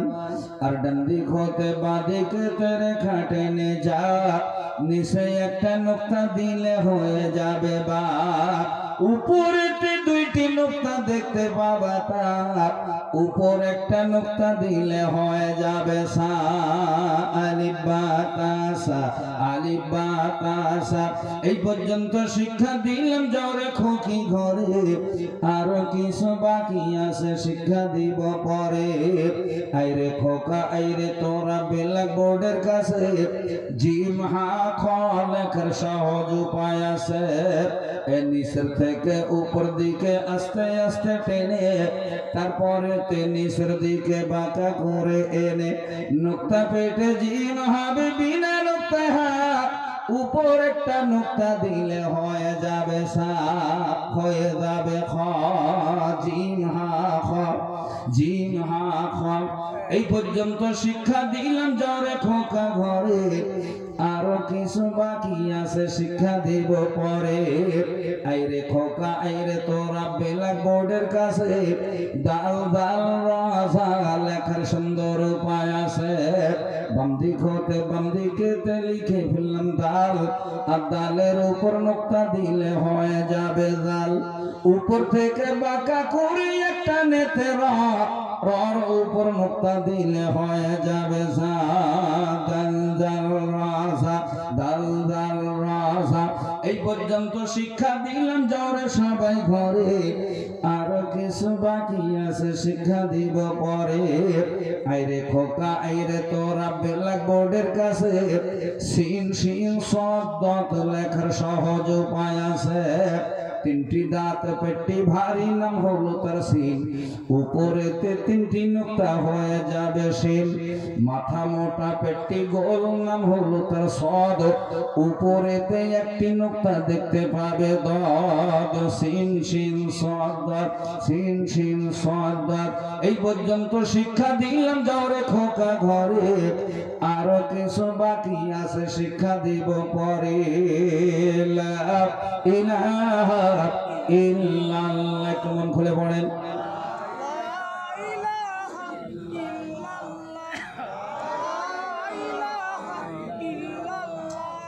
মুহাম্মাদুর রাসূলুল্লাহ, সবাই বলেন সাল্লাল্লাহু আলাইহি ওয়াসাল্লাম। ভাইরা আমার, দৈনন্দিন হযরত আলী রাদিয়াল্লাহু তাআলা আনহু আবু বকর সালাম দিতেন, কিন্তু হঠাৎ করে দেখা গেল হযরত আলী আর সালাম দেয় না, একেবারে সালাম বন্ধ। হযরত আবু বকর নিরুপায় হইয়া হযরত আলীকে সালাম দিয়া দিলেন, কিন্তু দীর্ঘদিন যাবত ভাইয়ের আমার আলী যে আবু বকরকে সালাম দেয়, আজকে সালাম দিল না। এই জন্য আবু বকরের মনে একটু চিন্তা এসে গেছে, বাবা ব্রেনে একটু চিন্তা ঢুকে গেল। হারে, দৈনন্দিন আলী সালাম দেয়, কিন্তু আজকে কেন বন্ধ করে দিল? আমি কি তার সঙ্গে কোন রকমের কিছু করে ফেলেছি? কোন অন্যায় অপরাধ কি তার কাছে আমি করে ফেলেছি? এইরকম চিন্তা ভাবনা করতে করতে বিশ্ব নবীর দরবারে যাইয়া হযরত আবু বকর আলীর বিরুদ্ধে কেস করে দিয়েছে। ডাক দিয়ে বলে, ইয়া রাসূলুল্লাহ, দৈনন্দিন আমাকে সালাম দেয়, আজকে কেন আলী সালাম দিল না? এই জন্য আপনার কাছে কেস করে দিলাম। আল্লাহর নবী হযরত আলীকে ডাকলেন, আলী উপস্থিত হয়ে গেল। আল্লাহর নবী ডাক দিয়ে, আলী রে, এতদিন আমার আবু বকরকে তুমি আগে সালাম দিতে রে আলী, আজকে কি জন্য কোন অপরাধে সালাম দাও নাই? এটা তোমার কাছে জানতে চাই। এমন সময় যেই জিজ্ঞাসা করেছে, হযরত আলী ডাক দিয়ে বলে, ইয়া রাসূলুল্লাহ, আমি তাকে এমনিতে সালাম দেই নাই। আল্লাহর নবী ডাক দিয়ে বলে, আলী, এমনিতে সালাম দাও নাই, এই কথা কইলি আমি রাসূল এটা মানতে রাজি না। তোমাকে খুলে বলতে হবে, কেন তুমি আবু বকরকে আগে সালাম দিলে না? কেন সালামটা বন্ধ করে দিয়েছো? এমন সময় দেখা যায় হযরত আলীর চোখ বেবে, গাল বেবে, বাবা ঝরঝর করে পানি ঝরে। কান্দার বলে, ইয়া রাসূলুল্লাহ, দীর্ঘদিন সালাম দিয়ে আসছি, আজকে কেন বন্ধ করে দিলাম? তার একমাত্রই কারণ, আমি হযরত আলীর স্বপ্নের ভিতরে মওলার জান্নাত দেখেছি। আরো জোরে বলেন, স্বপ্নে জান্নাত দেখেছি। ডাক দিয়ে বলি ইয়া রাসূলুল্লাহ, ওই জান্নাতের ভিতরে আমি হযরত আলী ঘুরতেছিলাম, ঘুরে ঘুরে দেখতেছিলাম স্বপ্নের ভিতর। ঘুরতে ঘুরতে দেখি জান্নাতের একটা জায়গায় অসংখ্য চেয়ার রয়েছে, সিংহাসন রয়েছে। ওই সিংহাসনের গায়ে বড় বড় অক্ষরে লেখা রয়েছে, এই সিংহাসন তারাই পাবে যারা নাকি আগে সালাম দিয়া দেয়। ইয়া রাসূলুল্লাহ, আমি এই চেয়ারটা দেখিয়া আমি হযরত আলী চেয়ারের ভিতরে সিংহাসনের ভিতরে বসলাম, কিন্তু আমার দেখতে ভালো লাগে না, ভালো একটা মানায় না। আমি আপনাদের কাছে বলি বাবা, লোকটার ওয়েট হলো 35 কেজি। সে যদি এমন করে রয়্যাল বুলেট গাড়ি কেনে বাবা, 3 লাখ টাকা দিয়ে যদি বুলেট কেনে বাবা, কিন্তু যে বুলেট চাপতেছে তার ওজন 35 কেজি। বেজুত দেখাবে না, সুজুত বেজুত না, যে দেখো যে খিড়া যাচ্ছে রে, হ্যাঁ ফড়িং মতন। ওর জন্য দরকার হচ্ছে গুলগুলি গাড়ি, এমএটি পেটি হলে ভালো হয়। ও কিনেছে 3 লাখ টাকা দিয়ে বড় রয়্যাল বুলেট, অথচ ওর ওজন 35 কেজি। তো গাড্ডা গুড্ডা লোক না মানানসই হবে। তাই ডাক দিয়ে বলি ইয়া রাসূলুল্লাহ, সিংহাসনে বসে দেখলাম আমার সাইজ ভালো না, ঠিক একটা মানানসই হয় রে। কিন্তু আমি দেখলাম আমার ভাই যদি বসে আবু বকর, তার দেখতে ভালো লাগবে, ভালো মানাইবে ইয়া রাসূলুল্লাহ। এই জন্য আমি সালাম দেয়া বন্ধ করলাম, কারণ সালাম যদি আগে দিয়া দেয় সিংহাসন আমার নসিবে চলে আসবে। এই জন্য আগে সালাম দেওয়া চিরতরের মতন বন্ধ করে দিয়া ভাই আবু বকর আগে সালাম দেওয়ার সুযোগ দিয়া সিংহাসন তানার কপালে বন্টন করে দিয়েছি। আর এই তাকবীর, কি মানুষ তানারা চিনে। আর আমরা সালাম পাওয়ার আশায় ওতে বসে থাকি, ও কখন সালাম দেবে দেয়। ভাইয়ের আমার কথাগুলো ঠান্ডা মাথায় বুঝবেন। ভাইয়ের আমার সালাম মানে একে অপরের জন্য দোয়া করা। ভাইয়ের আমার দোয়া করবেন, ভাইয়ের আমার শান্তি বর্ষিত হবে, রহম করুণা বর্ষণ হবে। খবরদার মনে ভুলে জীবনে কাউকে কোনোদিন বদদোয়া করবেন না। রাসূল তার জীবনে একটাবারই বলেছিলেন বাবা, বদদোয়া করেছিলেন। ভাইয়ের আমার এমন করে উতবার ব্যাপার বাবা, আবু লাহাবের সন্তান উতবার ব্যাপারে আমার নবী একটাবার জীবনে বদদোয়া করেছিলেন। ভাইয়ের আমার আল্লাহর নবী ডাক দিয়ে বলেছিলেন, ওগো আল্লাহ, এমন করে আল্লাহুম্মা সাল্লিত, আল্লাহ তুমি তার উপরে মুসাল্লাত করে দাও, কিলাবাম মিন কিলাবিক, তোমার কুকুরদের ভিতর থেকে কোন একটা কুকুর ওই আবু লাহাবের ছেলে উতবার উপরে তুমি লেলিয়ে দাও। রাসূলের বদদোয়া কুকুর হয়ে যায়।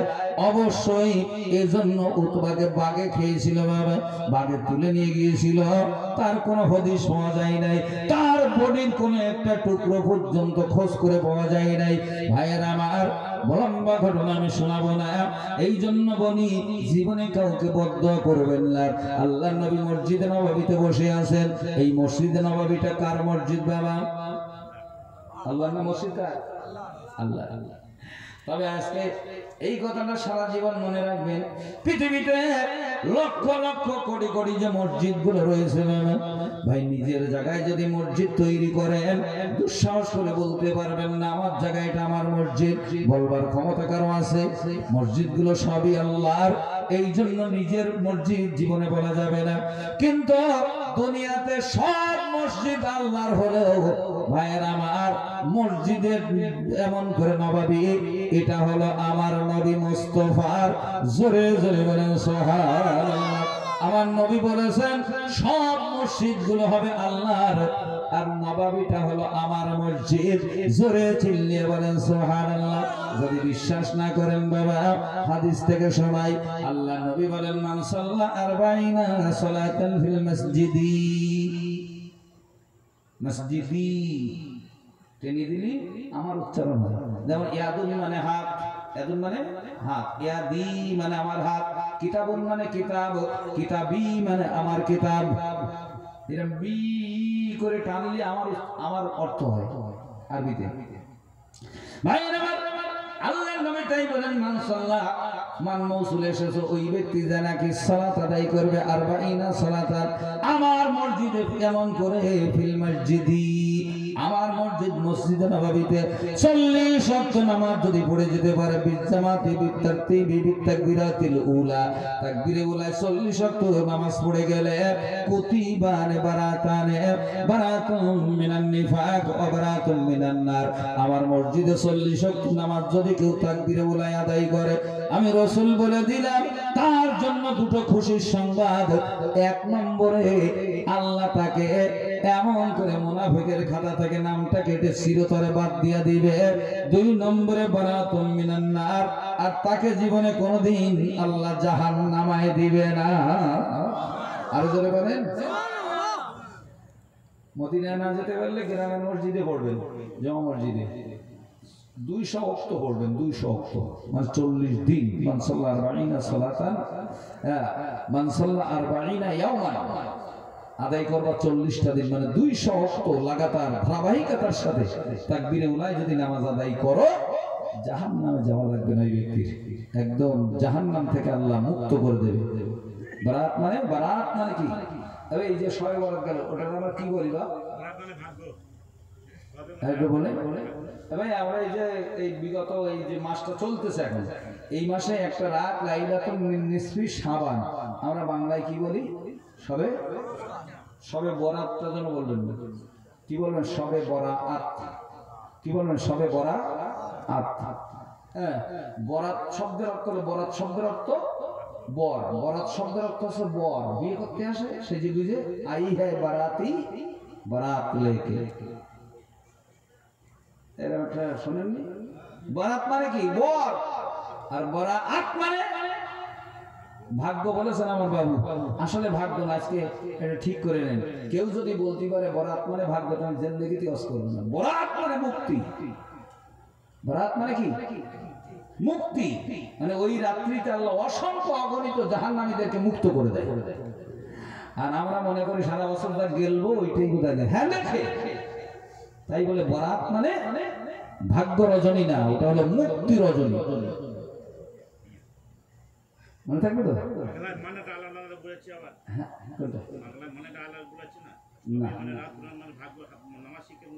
না না না, নামাজ শিক্ষায় ভুল না। আপনি আরবি শব্দটাই তো নেবেন। কোরআনে এসেছে বারাতুম মিনাল্লাহি, আছে না? সূরা তাওবা শুরুতে বারাত। হ্যাঁ, তবে ওদিনকেও ভাগ্য লিপিবদ্ধ করা হয়, তার কারণে হয়তো কোনো কোনো কিতাবে ওটা ভাগ্য লিখেছে, কিন্তু আসলে বারাত শব্দ আরবি যেটা আবিধানিক অর্থ হলো মুক্তি রজনী, মানে মাফ করে দেয়। বিভিন্ন গুনাহ খাতা যা আছে সবকিছু কি করে দেয়? আল্লাহ মাফ করে দেয়। বারাত শব্দের অর্থ ভাগ্য কোথাও লেখা নেই। আবিধান দেখবেন, ডিকশনারি দেখবেন, লুগাত দেখবেন, কোথাও বারাত মানে ভাগ্য না, বারাত মানে হলো মুক্তি। আলেম বাবাজিরা কেউ নেই গান যারা আলেম কেউ নেই। এই শব্দটার কালকে অর্থটা করে নেন। বারাত মানে ভাগ্য হয় না মুক্তি হয়? কথাগুলো কত রেকর্ড হচ্ছে ভাই। আমিও যখন ছোট ছিলাম আমিও বলতাম ভাগ্য রজনী, আমিও বলতাম ভাগ্য রজনী, ওই দিন ভাগ্য খুলে দেয়। পরে দেখতেছি না, ওটা মুক্তি রজনী। আর মুক্তি রজনী এই রাত্রিতে আল্লাহ একটা বছরের রুজি রোজগারের অর্থ, ঠিক আছে, রুজি রোজগারের লিপিবদ্ধ লিস্ট আল্লাহ তৈরি করে। যত লোক মারা যাবে এক বছর তার একটা লিস্ট আজরাইলের হাতে ধরিয়ে দেয়। জোরে বলেন সুবহানাল্লাহ। আজরাইলের হাতে এক বছরের লিস্ট ধরিয়ে দেয়। আর এক বছরের হিসাব কিতাব যা আছে, বাৎসরিক হিসাব আল্লাহর দরবারে উত্থিত হয়, পেশ করা হয় ওই রাত্রিতে। ভাইয়ের আমার, তো যেই কথা বলতেছিলাম ভাইয়ের আমার, আল্লাহ পাক রব্বুল আলামিন এমন করে বারাত যেটা সেটা হলো মুক্তি রজনী বাবা। এই জন্য রজনী মানে হলো রাত, আর রাতের কাজ কিন্তু রাতে করা লাগবে। রাতের কাজ রাত্রিতে করা লাগবে। রাতের কাজটা দিনে করলে হবে না। অনেকে আছে এই দিনটা গত হলেই, বেলা ডুবে গেলেই ওই তারপরে সবে বরাত এটা শুরু হয়। মিন গুরুবিশ শামস, মানে সূর্য অস্ত যাওয়ার পর থেকে নিয়ে হাত্তা তাতলাল ফাজর, একদম ফজর পর্যন্ত। হ্যাঁ, একদম কত পর্যন্ত? ফজর পর্যন্ত। হাত্তা তাতলাল ফাজর, যতক্ষণ ফজর ওই পর্যন্ত আল্লাহ রহমতের অগণিত অসংখ্য দরজাগুলো আল্লাহ খুলে রেখে দেয়। ভাইয়ের আমার, কিন্তু দেখা গেল বেলা ডোবার আগে কেউ বা আসরের পরে, কেউ বা জোহরের পরে দল বেঁধে কবরস্থানে যায়, দমনাজত করে, সবরেসানি করে অনেক জায়গায়। ভাইয়ের আমার, আল্লাহ রহমতের দরজা যদি মাগরিবের পর থেকে ফজর পর্যন্ত খোলে, তাহলে যারা এমন করে দুপুর বেলা থেকে কবর জিয়ারত করতেছে, এরা জিয়ারত করলো না পাইকারা মারলো? খানিকটা পাইকারা না? সবাই উদ্দেশ্য তুই জানি রাতটা হোক, যদি রাত্রি না হয় তার পরের দিনটা ওখানে ফজিলত আছে। বৈশাখ আল্লাহ নামাজ শিক্ষার ভিতরে লিখেছেন যে রাতটাকে সবে বরাত বলা হয়, আর দিনটাকে, তার পরের দিনটাকে বলা হয় সবে বরাত, বরাতের দিন। সবে বরাতের দিন না, বরাতের দিন। ভাইয়ের আমার, আল্লাহর নবী বলেন আকসার উম্মতি, অধিকাংশ আমার উম্মত গুলোকে আল্লাহ পাক রব্বুল আলামিন কতটা মাফ করে দেয়? আকসারা উম্মতি, আমার উম্মত অধিকাংশ মাফ করে দেয়। কত পরিমাণ দেয় বাবা? আল্লাহর নবী বলেছেন বিআদাদি গাশারা গরামি বানি কলবি, বানি কলব গোত্রের ভিতরে যতগুলো ছাগল তারা পুষত, ওই ছাগলের পশম বরাবর আমার উম্মত আল্লাহ মাফ করে জান্নাত দিয়া দেয়। আরো জোরে বলেন। আমি কিতাবে দেখছিলাম ভাইয়ের আমার, এই হাদিসের ব্যাখ্যা এসেছে বানি কলবের গোত্রের মানুষেরা এরা 20,000-এর মতন ছাগল পুষত। 20,000 ছাগলের গায়ে যত পশম, ওই পরিমাণ উম্মতে মুহাম্মাদিকে আল্লাহ ওই রাত্রিতে মাফ করে দেয়। এই জন্য মাগরিবের পর থেকে দরখাস্ত লাগানোর দরকার। হ্যাঁ, আর এই মাসে একটা দোয়া আছে, রজব মাস পড়লে একটা দোয়া আছে, আল্লাহুম্মা বারিক লানা ফি রজব ওয়া শাবান। আল্লাহ শাবান মাসে আর রজব মাসে, আর এই শাবান মাসে তুমি আমার বরকত দান করো। আল্লাহুম্মা বারিক লানা ফি রজব ওয়া শাবান, তুমি রজব মাসে আর শাবান মাসে আমাকে বরকতে ভরে দাও। অবাল্লিগনা রমাদান, আর আমাকে তুমি হায়াত দারাজ করে দিয়ে রমজানে পৌঁছে দাও। জোরে জোরে বলেন সুবহানাল্লাহ। এই দোয়া তো আমরা অনেকে করেছি, অনেকে করি নাই বাবা। বারবার বলবেন, আল্লাহ চাইলে রমজান পাইয়ে দেবে, কারণ একটা রমজানের মূল্য অনেক। একটা রমজানের রোজা যদি ছেড়ে যায়, ভাইয়ের আমার, কিতাবের ভিতরে এসেছে, হাদিস শরীফে এসেছে, সারা জীবন যদি সে রোজা রাখে, কিয়ামত পর্যন্ত আল্লাহ যদি হায়াত দারাজ করে দেয়, রমজানের একটা রোজা ছেড়ে দেওয়ার বিনিময়ে কিয়ামতের আগের দিন পর্যন্ত যদি রোজা রেখে দেয়, রমজানের একটা রোজার সমান হবে না। আরো জোরে বলেন। অথচ আমরা সুস্থ অবস্থায় অনেকে রোজা রাখি না।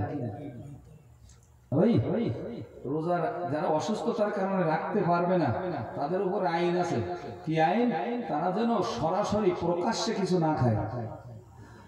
ভাই, রোজা রাখা কি সুন্নাত না নফল? রমজানের রোজা ফরজ, কিন্তু কোন কারণে রোজা না রাখতে পারলে রোজা অবস্থাতেই থাকা, রোজাদারের মতন হয়ে থাকাটা, এটা ওয়াজিব।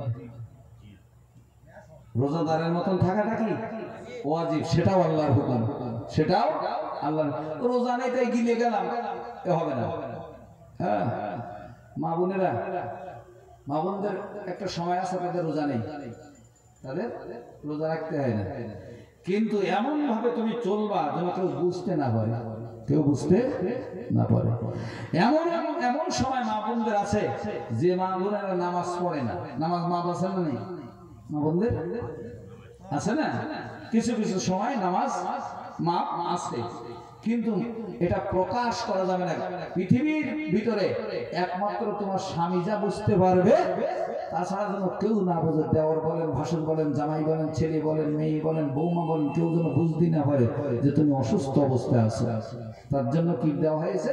তার জন্য বলা হয়েছে তুমি অসুস্থ অবস্থায় এই মাগরিবের সময়, ওই কেউ ধরো বললো ভাবি নামাজ পড়বা না, তো তোমার শরীর খারাপ, একদম লজ্জাটাই শেষ। কে তোমাকে বলেছে বলতে? সবাই জেনে গেল যে তুমি ওই অবস্থায় আছো। এই জন্য একটা পদ্ধতি কোরআন হাদিসে এসেছে, মসলা এসেছে, যে তোমরা ওই অবস্থায় উযু করবা। হ্যাঁ, ওই অবস্থায় উযু করলে উযুর সওয়াবটা পাবা, উযুর সওয়াব পাবা। ঘরের কোনায় মুসাল্লাটা বিছিয়ে বসে যাবা। ঠিক নামাজ পড়তে অন্য টাইমে সুস্থ অবস্থায় যে টাইমটা লাগতো, ওই টাইমটা তুমি ইস্তেগফার পড়বা, অন্যান্য দোয়া পড়বা, কোরআনের আয়াত পড়বা না, অন্যান্য দোয়া। তবে যে আয়াতগুলো দোয়া হিসাবে ব্যবহার হয়, রব্বানা যালামনা, এগুলো পড়া বৈধ। যাই হোক, আমি অত দূরে যাচ্ছি না। তো তুমি ইস্তেগফার পড়বা, কিছু দোয়া কালাম পড়লে, ভাই টাইমটা কাটিয়ে চলে আসলে মাগরিবের নামাজ পড়লে তোমার নেকি হতো ওই এক ওয়াক্তেরই নেকি। কত? শুধু মাগরিবের। হ্যাঁ, কিন্তু এই মাগরিবের নামাজ তুমি পড়োনি, কিন্তু তুমি লজ্জার হাত থেকে বাঁচার জন্য এই সিস্টেমটা যদি তুমি করো, তাহলে 1000 ওয়াক্তের নেকি আল্লাহ তোমার আমল নামাতে দেবে। জোরে বলা যাবে না সুবহানাল্লাহ? তাহলে ওই টাইমে একটা বিশাল ইনকামের ব্যাপার না? অথচ ওই দিন আমার শরীর খারাপ, হ্যাঁ, লজ্জার মাথাটা খেয়ে ফেলেছে। সিস্টেমটা বলে দিয়ে গেল, প্রতি ওয়াক্তই করবা, প্রতি ওয়াক্তে। হ্যাঁ, তাহলে আল্লাহ তোমাকে 1000 ওয়াক্ত নামাজের নেকি দান করবে। জোরে বলা যাবে না সুবহানাল্লাহ? ওই একটু মহব্বতে দুরূদ শরীফ, আল্লাহুম্মা সাল্লি আলা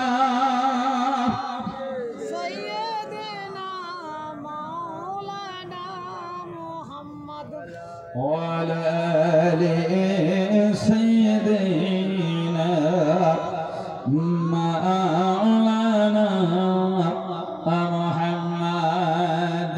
কোথায় গেলে এ পাবো দেখা নবী তোমার, কোথায় গেলে এ পাবো দেখা নবী তোমার,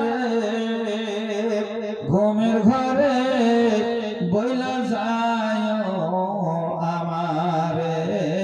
আল্লাহুম্মা সাল্লি আলা সাইয়্যিদিনা মাওলানা মুহাম্মদ ওয়া আলা আলি সাইয়্যিদিনা মাওলানা মুহাম্মদ। সবাই বলেন সাল্লাল্লাহু আলাইহি ওয়াসাল্লাম। ভাইরা আমার, আমি বলতে চেয়েছিলাম জীবনে কারোর জন্য বদদোয়া করবেন না। আল্লাহর নবী মসজিদে নববীর ভিতরে বসা, নিজের মসজিদ বলে ছোট, আমারই মসজিদ। তার কারণ নবী যখন হিজরত করে মদিনায় গেলেন, বাবা আবু জাহেল উদ্দামগীরা সাহেব অত্যাচার করেছিল। নবীজিকে আল্লাহ বললেন তুমি দেশ ত্যাগ করো। ভাইয়ের আমার, মায়ের দেশ বাবার দেশ ছাড়িয়া রে দয়ার নবী মক্কা নগর ছাড়িয়া হিজরত করে অন্ধকারে, রাতের অন্ধকারে, গোপনে গোপনে পালিয়ে পালিয়ে আল্লাহর হাবিব মদিনার জমিনে পৌঁছে গেলেন। বাবা ভাইয়ের আমার, যাওয়ার পরে তিনি নিজে হাতে সর্বপ্রথম যে মসজিদটা বানিয়েছিলেন, মসজিদটার নাম হলো কুবা, পল্লীতে নাম হলো তার মসজিদে কুবা। 2 নম্বরে আল্লাহর নবী মদিনার অদূরে কুবা মসজিদ বানালেন। এবার মদিনাতে যাইয়া আল্লাহর নবী একটা মসজিদ নির্মাণ করবে। আল্লাহ ডাক দিয়ে বলে, হাবিব তুমি যদি নিজের ইচ্ছা মতন এমন করে যদি মসজিদ নির্মাণ করো, তোমার মসজিদের জায়গা দেওয়ার জন্য অনেক লোক তৈরি আছে, তুমি একজনেরটা নেবে, আর একজনেরটা গ্রহণ না করলে, না নিলে তারা অসন্তুষ্ট হবে। এই জন্য হাবিব তুমি তোমার ইচ্ছা মতন কারো কাছ থেকে জমি জায়গা নিবে না। ওগো হাবিব, অবলা প্রাণী উটের উপরে কসওয়াকে দায়িত্ব দিয়ে দিবা, কসওয়াকে বলবা, কসওয়াকে তুমি চালিয়ে দিবা। এই কসওয়া নামের উটটা যেখানে বসে পড়বে ওই জায়গাতেই তুমি একটা মসজিদ বানাইবা, আর ওই মসজিদটা হবে তোমারই মসজিদ। জোরে জোরে বলেন সুবহানাল্লাহ। ভাইয়ের আমার, রাসূল যে উটের পিঠে সওয়ার হয়ে গেছিলেন, ওইটা এমন করে হযরত আবু বকর হিজরতের 6 মাস আগে তিনি ক্রয় করে নিয়েছিলেন। বাবা কিনে রেডি করে রেখেছিলেন, নবীজির জন্য এই উটটা রেডি করেছিলেন। বাবা ভাইয়ের আমার, এই উটটার নাম ছিল কসওয়া। তাই বর্তমান বলা হয় রাসূলের উটটার নাম কি ছিল? রাসূলের উটটার নাম ছিল কসওয়া। ওই তো হিজরত করেছিলেন কয়জন ভাই? কয়জন হিজরত করেছিলেন? কয়জন? নবী, আবু বকর, মানে নবীর সাথে কয়জন ছিল? দুজন। কয়জন? 4 জন। কয়জন? চারজন। আল্লাহু আকবার। হিজরতে ছিল চারজন। আমার নবী আবু বকর, আর আবু বকর রাদিয়াল্লাহু তাআলা আনহুর একটা গোলাম ছিল আমির ইবনে ফুহাইরা। আমির ইবনে ফুহাইরা মনে থাকবে তো?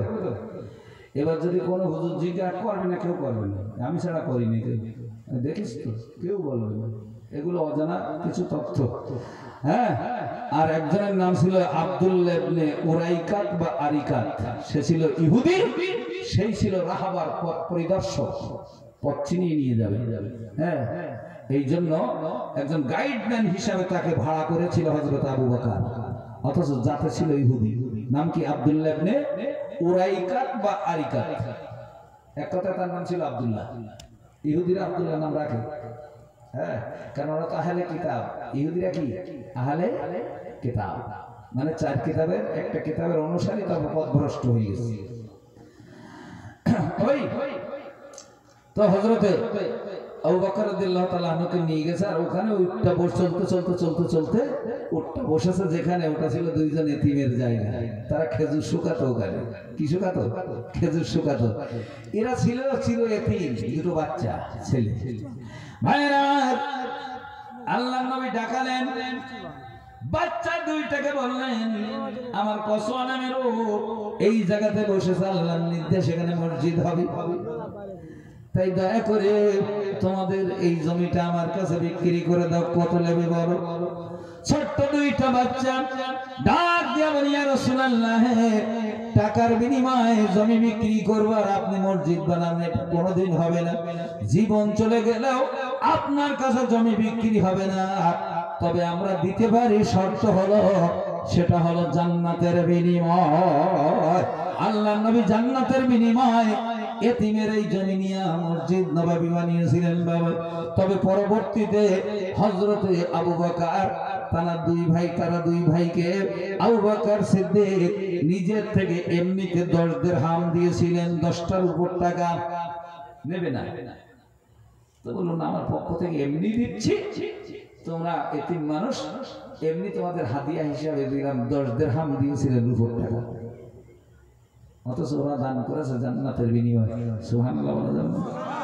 এর সর্বপ্রথম আল্লাহ নবীর এই মসজিদ নির্মাণের জন্য যারা জমি দান করেছিল, এই দুটো এতিম বাচ্চা, নাম বলতে পারেন কেউ? সাহাল আর সুহাইল, মনে থাকবে? সাহাল আর সুহাইল সর্বপ্রথম মসজিদে নববী বানানোর জন্য এরা এতিম দুই ভাই জমি দান করলেন। ডাক দিয়ে বলে, রাসূলুল্লাহ, খেজুর গাছ তো আছে, এটা খেজুর বাগান, আমরা খেজুর শুকাই ভাই, খেজুর গাছ সহ দিয়ে দিলাম। সুবহানাল্লাহ। এই খেজুর গাছ দিয়ে রাসূল মসজিদে নববী নির্মাণ করেছিলেন, কোটি কাটা বানিয়েছিলেন। হ্যাঁ, কত বড় দানশীল। ভাইরা আমার, তো যেই কথা বলতেছিলাম, ওই মসজিদে নববীর ভিতরে আল্লাহ নবী বসে আছেন। এবার সাহাবাদেরকে ডাক দিয়া বলে, সাহাবারা শোনো, জান্নাতি মানুষ দুনিয়া থেকে তোমরা দেখতে চাও? জান্নাতি মানুষ? বলে, ইয়া রাসূলুল্লাহ, জান্নাতি মানুষ যদি আপনি বলেন তাহলে আমরা কেন দেখবো না, আমাদের তো আশা মন বলে জান্নাতি মানুষ একটা দেখি। আল্লাহ নবী বলেন, ওই যে দরজাটা, ওই যে গেটটা দেখতে পাও, ওই দক্ষিণ ধারের ওই যে গেটটা, ওই গেট দিয়ে এরপরে যেই মানুষটা ঢুকবে ওদিকে তাকায়া থাকবে। যেই মানুষটা সর্বপ্রথম মসজিদে নববীতে আসবে, এইটা মানুষটা, যে মানুষটা ওই গেট দিয়ে ঢুকবে, মনে করবে এই মানুষটাই হলো জান্নাতি মানুষ। জোরে জোরে বলেন সুবহানাল্লাহ। ভাইয়ের আমার, দেখা গেল একটা কলিমদ্দি মার্কা লোক, খুব একটা জুতির লোক না বাবা। ভাইয়ের আমার, ওই লোকটা যখন ঢুকেছে, গায়ে ভালো এমন করে জামা কাপড় না বাবা, একেবারে কলিমদ্দি মতো, এইরকম একটা হাবলা গোমড়া মতন লোক, দেখলে পছন্দ হবে না। যেই মাত্র ঢুকেছে, আল্লাহর নবী ডাক দিয়ে বলে, সাহাবারা রে, এই লোকটাই হলো আল্লাহর জান্নাতি। জোরে চিল্লা বলেন সুবহানাল্লাহ, নারায়ে তাকবীর। হযরত ওমর রাদিয়াল্লাহু তাআলা বলতে, এই মানুষ জান্নাতি লোক? হ্যাঁ, হযরত ওমর সঙ্গে সঙ্গে একটা চিন্তা ভাবনা করেছে, লোকটা চলে গেলে হবে। যেই মাত্র লোকটা বেরিয়ে পড়েছে, ভাইয়ের আমার মাগরিবের নামাজের পরে ঈশার নামাজ হলো। ঈশার নামাজের পরে যখন লোকটা বাড়ির দিকে যায়, হযরত ওমর বলেন আমি পিছু নিলাম, পিছনে পিছনে যাই আমলটা কি করে দেখবো। পিছনে পিছনে যাইয়া ভাইয়ের আমার একেবারে অতি সংগোপনে লোকটা কিছুই বুঝতে পারি নাই। লোকটা ঘরের ভিতরে ঢুকে গেল, ভাইয়ের আমার খাওয়া দাওয়া করলো, শুয়ে পড়লো। হযরত ওমর বলেন আমি তার ঘরের পিছনে সারা রাত বসে বসে কাটালাম। সারা রাত বসে বসে দেখলো কি আমল করে, তো দেখলাম সারা রাত শুয়ে শুয়ে শুধু নাক ডাকাচ্ছে, আর কিছু না, শুধু নাক ডাকাই নিয়ে যাচ্ছে। এই মধ্যে ঘুমিয়ে এই করে করে ফজরের আজান হলো, দেখলাম লোকটা উঠে 4 রাকাত নামাজ পড়লো, আর কিচ্ছু না। হযরত ওমর সামনে বলছে হুজুর আপনি? হযরত ওমরকে দেখে বলছে হুজুর আপনি? বলে ডাক দিয়া বলতেছে শোনো, তোমাকে আল্লাহ নবী বলেছে তুমি জান্নাতি মানুষ, তোমার আমল দেখার জন্য আমি তোমার ঘরের পিছনে সারা রাত কাটিয়েছি, কিন্তু তুমি দেখলাম সারা রাত শুধু নাক ডেকে ঘুমিয়েছ, কোন আমল আমলিয়াত করলে না। অথচ আমি ওমর সারা রাত নফল ইবাদত বন্দেগীর ভিতরে কাটাই, তোমার কোনো আমল নাই, কিচ্ছু নাই, অথচ তুমি জান্নাতি বলে ঘোষিত হয়েছ। কারণটা কি আমল তুমি করো? বলে হযরত ওমর তুমি শুনে রাখো, আমি জীবনে কোনোদিন নফল নামাজ পড়ার সুযোগ আমার নাই। সারাদিন কাজকর্ম করে আমার কাজে আমি ব্যস্ত থাকি, আল্লাহর ফরজ হুকুম আর নবীর সুন্নাত ছাড়া আমি আর কোনো কিছু আদায় করার সুযোগ পাই নাই। জীবনে কোনো বাড়তি আমল আমি করার সুযোগ পাই নাই রে ওমর। তবে একটা আমল আমার আছে, আমার মনে হয় ওই আমলের কারণে আমাকে জান্নাতি বলে ঘোষণা করে দিয়েছে নবীজি। বলে কি আমল করো? বলে ওমর রে এশার নামাজ জানতি, আমি খাওয়া দাওয়া করে যখন শুয়ে পড়ি, আমি বালিশে মাথাটারে দিয়া 2 হাত আল্লাহর দরবারে উঠাইয়া কান্দি আর বলি মাবুদ রে, সারাদিন কাজ করার ভিতরে, ওঠা চলাফেরার ভিতরে, হাঁটা চলার ভিতরে, লেনদেনের ভিতর দিয়ে অনেক মানুষ আমাকে খারাপ বলে, কুবাক্য বলে, গালিগালাজ করে, বিভিন্ন রকমের অত্যাচার আমার উপরে চালায়। ওগো মাবুদ, এর জন্য তুমি তাদেরকে ধরপাকড় করো না। আমার কারণে, আমাকে গালি দেওয়ার কারণে, আমার উপর অত্যাচার করার কারণে লোকটা যদি জাহান্নামে যায়, ওগো মাবুদ আমার বড় কষ্ট হবে। তাই দয়া করে মাবুদ, যত লোক সারাদিন অন্যায় অপরাধ আমার কাছে করেছে, আমি আল্লাহর হস্তে তোমার কারণেই আমি তাদের মাফ করে দিলাম, তুমিও তাদের মাফ করে দাও। এক কথায় দৈনন্দিন আমি এই দোয়া করি, আল্লাহ যদি কেউ না বুঝে আমার সাথে অন্যায় করে থাকে, তাকে তুমি মাফ করে দিও। মানুষের সকল অপরাধ আমার কাছে যা করেছে ক্ষমা করে না দেওয়া পর্যন্ত আমি কোনোদিন ঘুমাই না রে ওমর। ভাইয়ের আমার এতটুকু আমল ছাড়া আমার নাই। হযরত ওমর ফিরে আসলেন, নবীজির কাছে যায়, বলে ইয়া রাসূলুল্লাহ, ওই জান্নাতি লোকটার পিছনে পিছনে তার বাড়িতে গেলাম, কোনো আমল নাই, তাহলে সেই লোকটা কি করে জান্নাতি বলে ঘোষিত হয়? আল্লাহর নবী ডাক দিয়ে বলে ওমর রে, তার একটা ছোট্ট আমলের কথা আল্লাহ মোরে জানায়া দিয়েছে, ওমর শুনে রেখে দাও। দৈনন্দিন লোকটা মানুষকে ক্ষমা করে ঘুমায়, তাহলে ওই লোকের কথার সাথে নবীর কথার সাথে মিলে গেছে। ডাক দিয়ে বলতেছে আল্লাহর কসম করে বলি ইয়া রাসূলুল্লাহ, লোকটা আমার কাছে এই বর্ণনাই করেছে, এই হাদিস দ্বারা প্রমাণিত হয়েছে লোকের ক্ষমা করে দিলে জান্নাত পাওয়া যায়। বাবা ভাইয়ের আমার, কোনো কিছু খুশি রাখবেন না মনের ভিতরে, ক্ষমা সুন্দর নজরে দেখবেন, কাউকে গালিগালাজ করবেন না, কারোর জন্য বদদোয়া করবেন না। তবে বদদোয়া করলে তার ফজিলত রয়েছে। বাবা ভাইয়ের আমার, আপনি দোয়া করবেন, তার একটা ফজিলত আছে। আপনি যখন দোয়া করবেন কারোর জন্য, তার জন্য দোয়াটা কবুল হতেও পারে, নাও পারে, তার কোনো উপকার হতেও পারে, নাও পারে। তবে হাদিস শরীফ এসেছে, আমরা যদি কারোর জন্য দোয়া করি, তার যদি উপকার না হয়, তো আমাদের উপকারটা অবশ্যই হবে। হাদিস শরীফে এসেছে, বান্দাবান্দি যখন কোন বান্দাবান্দির জন্য দোয়া করে, আল্লাহর অগণিত রহমতে ফেরেশতারা এদের জন্য হাত উঠাইয়া মাগফিরাতের দোয়া করতে থাকে। আর একটু জোরে বলেন। অথচ আমরা বদদোয়া করার জন্য পাগলটা খাই হোক, ও খাই ও শেষ হয়ে যাক, হ্যাঁ, এইভাবে আমরা বিভিন্ন রকমের বদদোয়া করি। ওই তো বদদোয়া করলে কবুল হতেও পারে, নাও পারে, এরকম না। দোয়া করলে কবুল হতেও পারে, নাও পারে, কিন্তু বদদোয়া করলে কবুল হবেই হবে।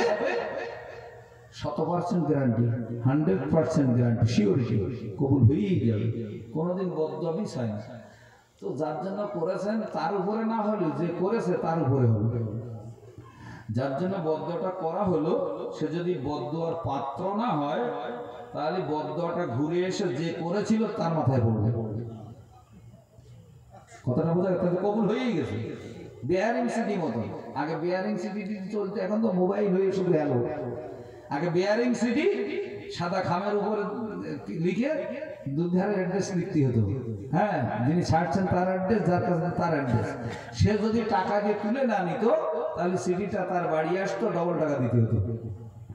এই সিটি আদান প্রদান করার লোক নেই এখানে, আগে ছিল।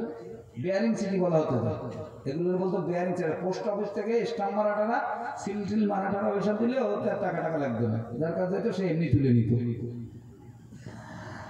যাই হোক, তো বেয়ারিং সিটি মতন যার জন্য বদদোয়া করেছেন সে যদি পাত্র না হয়, বদদোয়ার উপযুক্ত না হয়, ঘুরে আপনার উপরে পড়বে। যে বদদোয়া করেছে তার উপরে ফিরিয়ে আসবে। এই জন্য বদদোয়া করতে গেলে সাবধান। আমি মাঝে মধ্যে বলি, বাপ এক বেচারা যুবক মানুষ বিয়ে করবে, ভাই আমার গরিব মানুষটার ঘোড়া ছিল না, ওই জামানায় কিন্তু এই ধরনের গাড়ি টাড়ি ছিল না বাবা, যানবাহন ছিল না, ঘোড়ায় চড়ে চড়ে দেশ দূর দূরান্তে যেত। তাই এক বড় লোক ভাইয়ের কাছে, পাশে বাড়ি, বাবা ডাক দিয়ে বলছে, ভাই বিয়ে করতে যাব, তোমার ঘোড়াটা আমার একটু দাও। ঘোড়ায় চড়ে বিয়ে করে বউ নিয়ে বাড়ি এসে তোমার ঘোড়া তোমাকে আবার ফিরিয়ে দিয়ে যাব। বলছে হবে না, ঘোড়া দেওয়া যাবে না। ভাইয়ের আমার, তার ঘোড়া সেই নাইবা দিতে পারে বাবা, ঘোড়া দেয়নি। এই যুবকের মনে তো বড় দুঃখ, শুধু মনে মনে বলতেছে, ঘোড়া চাইলাম কেল্লাইগা দিলি না, ঘোড়া চাইলাম কেল্লাইগা দিলি না। ভাইয়ের আমার, এমনি করতে করতে মনের দুঃখে দিন যায়, সপ্তাহ যায়, এইরকম করে করে কদরের সময় এসে গেছে, কদরের রাত্র বাবা। ছেলেটা মনে মনে চিন্তা করে, ঘোড়া চাইলাম কেল্লাইগা দিলি না। আলেমদের মুখে শুনেছি কদরের রাত্রিতে দোয়া বদদোয়া যা করা হয় অবশ্যই আল্লাহর দুয়ারে কবুল হয়। আজকে যখন কদরের রাত্র আমি পেয়ে গেছি, আজকে এমন করে আমি কদরের রাত্রে তোর ঘোড়া না দেওয়ার স্বাদটা মিটিয়ে দেব। ঘোড়া চাইলাম কেল্লাইগা দিলি না। এই চিন্তা ভাবনা করিয়া মাগরিবের সময় বউটারে বলতেছে, ভাত গুছিয়ে দাও। বলে, ভাত তো লাগে সকালবেলা কাজে যাওয়ার সময়, সন্ধ্যাবেলায় কেন? ডাক দিয়া বলে, বিবি রে, তুই খবর রাখিস না, তোরে বিয়ে করবার সময় এই বড় লোকের কাছে ঘোড়া চাইছিলাম, দেই নাই, এই জন্য একটু কদরের নামাজ পড়ে ঘোড়া মারার দোয়া করতে যাব, মসজিদে একটু কদর পড়বো। ভাইয়েরা আমার, ভাত ঠাত নিয়ে বেরিয়ে গেছে বাবা। ইমামের কাছে জিজ্ঞাসা করে, কদরের নামাজ কোন সূরা দিয়ে পড়তে হয়? ইমাম সাহেব বলে দিয়েছে, ইন্না আনজালনা দিয়ে পড়তে হয়। আসলে ইন্না আনজালনা পরে তারপরে যে কি আছে জানে না, এই জন্য কদরের নিয়ত করে আল্লাহু আকবার বলে হাতটারে বেঁধে দিয়া শুধু বারবার বলে, ইন্না আনজালনা, ইন্না আনজালনা, ইন্না আনজালনা। এইভাবে করে করে কদরের নামাজ চালাচ্ছে বাবা। লোকে চালায়, ও চালায়। গভীর রাত্রিতে নামাজ শেষ করে বলতেছে, মাবুদ, দুটো ভিক্ষার হাত তুলে বলে, মাবুদ রে, আমি যে এতদিন নামাজ পড়তাম না, আজকে কেন কদর পড়তে আসলাম? জীবনে তোরে সেজদা দেইনি, আজকে কেন কদর পড়লাম? নিশ্চয়ই তুমি জানো। তারপরে তোমার খুলে বলি, যাতে তোমার ভুল না হয়, নাউজুবিল্লাহ, যাতে তোমার কোন রকমের ভুল ভ্রান্তি না হয়, তাই তোমার কাছে খুলে খুলে বলতেছি। কত বড় বিয়াদব, আল্লাহরে বলতে তোমার যেন ভুল না হয়। ডাক দিয়ে বলে, মাবুদ রে, ঘোড়া চাইছিলাম, ঘোড়া দেই নাই, এই জন্য কদরের নামাজ পড়িয়া তোমার কাছে বলি, আল্লাহ, আমি ফজরের পরে যখন বাড়ি যাব, সর্বপ্রথম যেন দেখতে পাই বা শুনতে পাই লোকটার ঘোড়া মরে গেছে।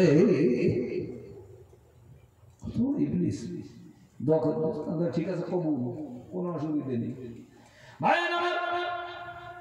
সকালবেলায় অন্ধকারাচ্ছন্ন অবস্থা, ওই অবস্থায় বাড়ির দিকে দৌড়ায়। ঘোড়া মরছে কি মরে নেই দেখার জন্য, জানে কবুল হয়ে গেছে, মরেই গেছে। এই জন্য মনে মনে আনন্দ করে আর দৌড়ায় বাড়ির দিকে, ঘোড়া মারা দেখবি। ভাইয়ের আমার, ওদিক দিয়া তার বৃদ্ধা মাতা, বুড়ি মা দৌড়াইতে দৌড়াইতে মসজিদ পানে আসে।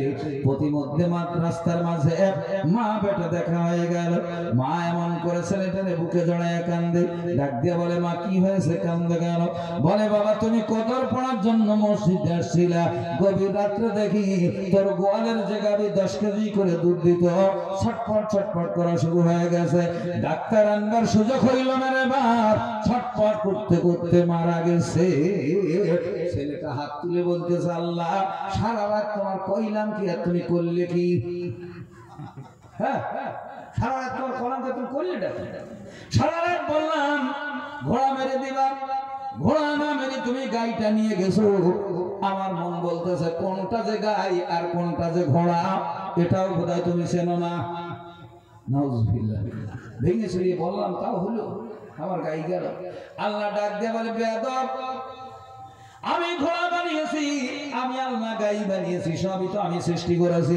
আমার চিনতে ভুল হয় না রে।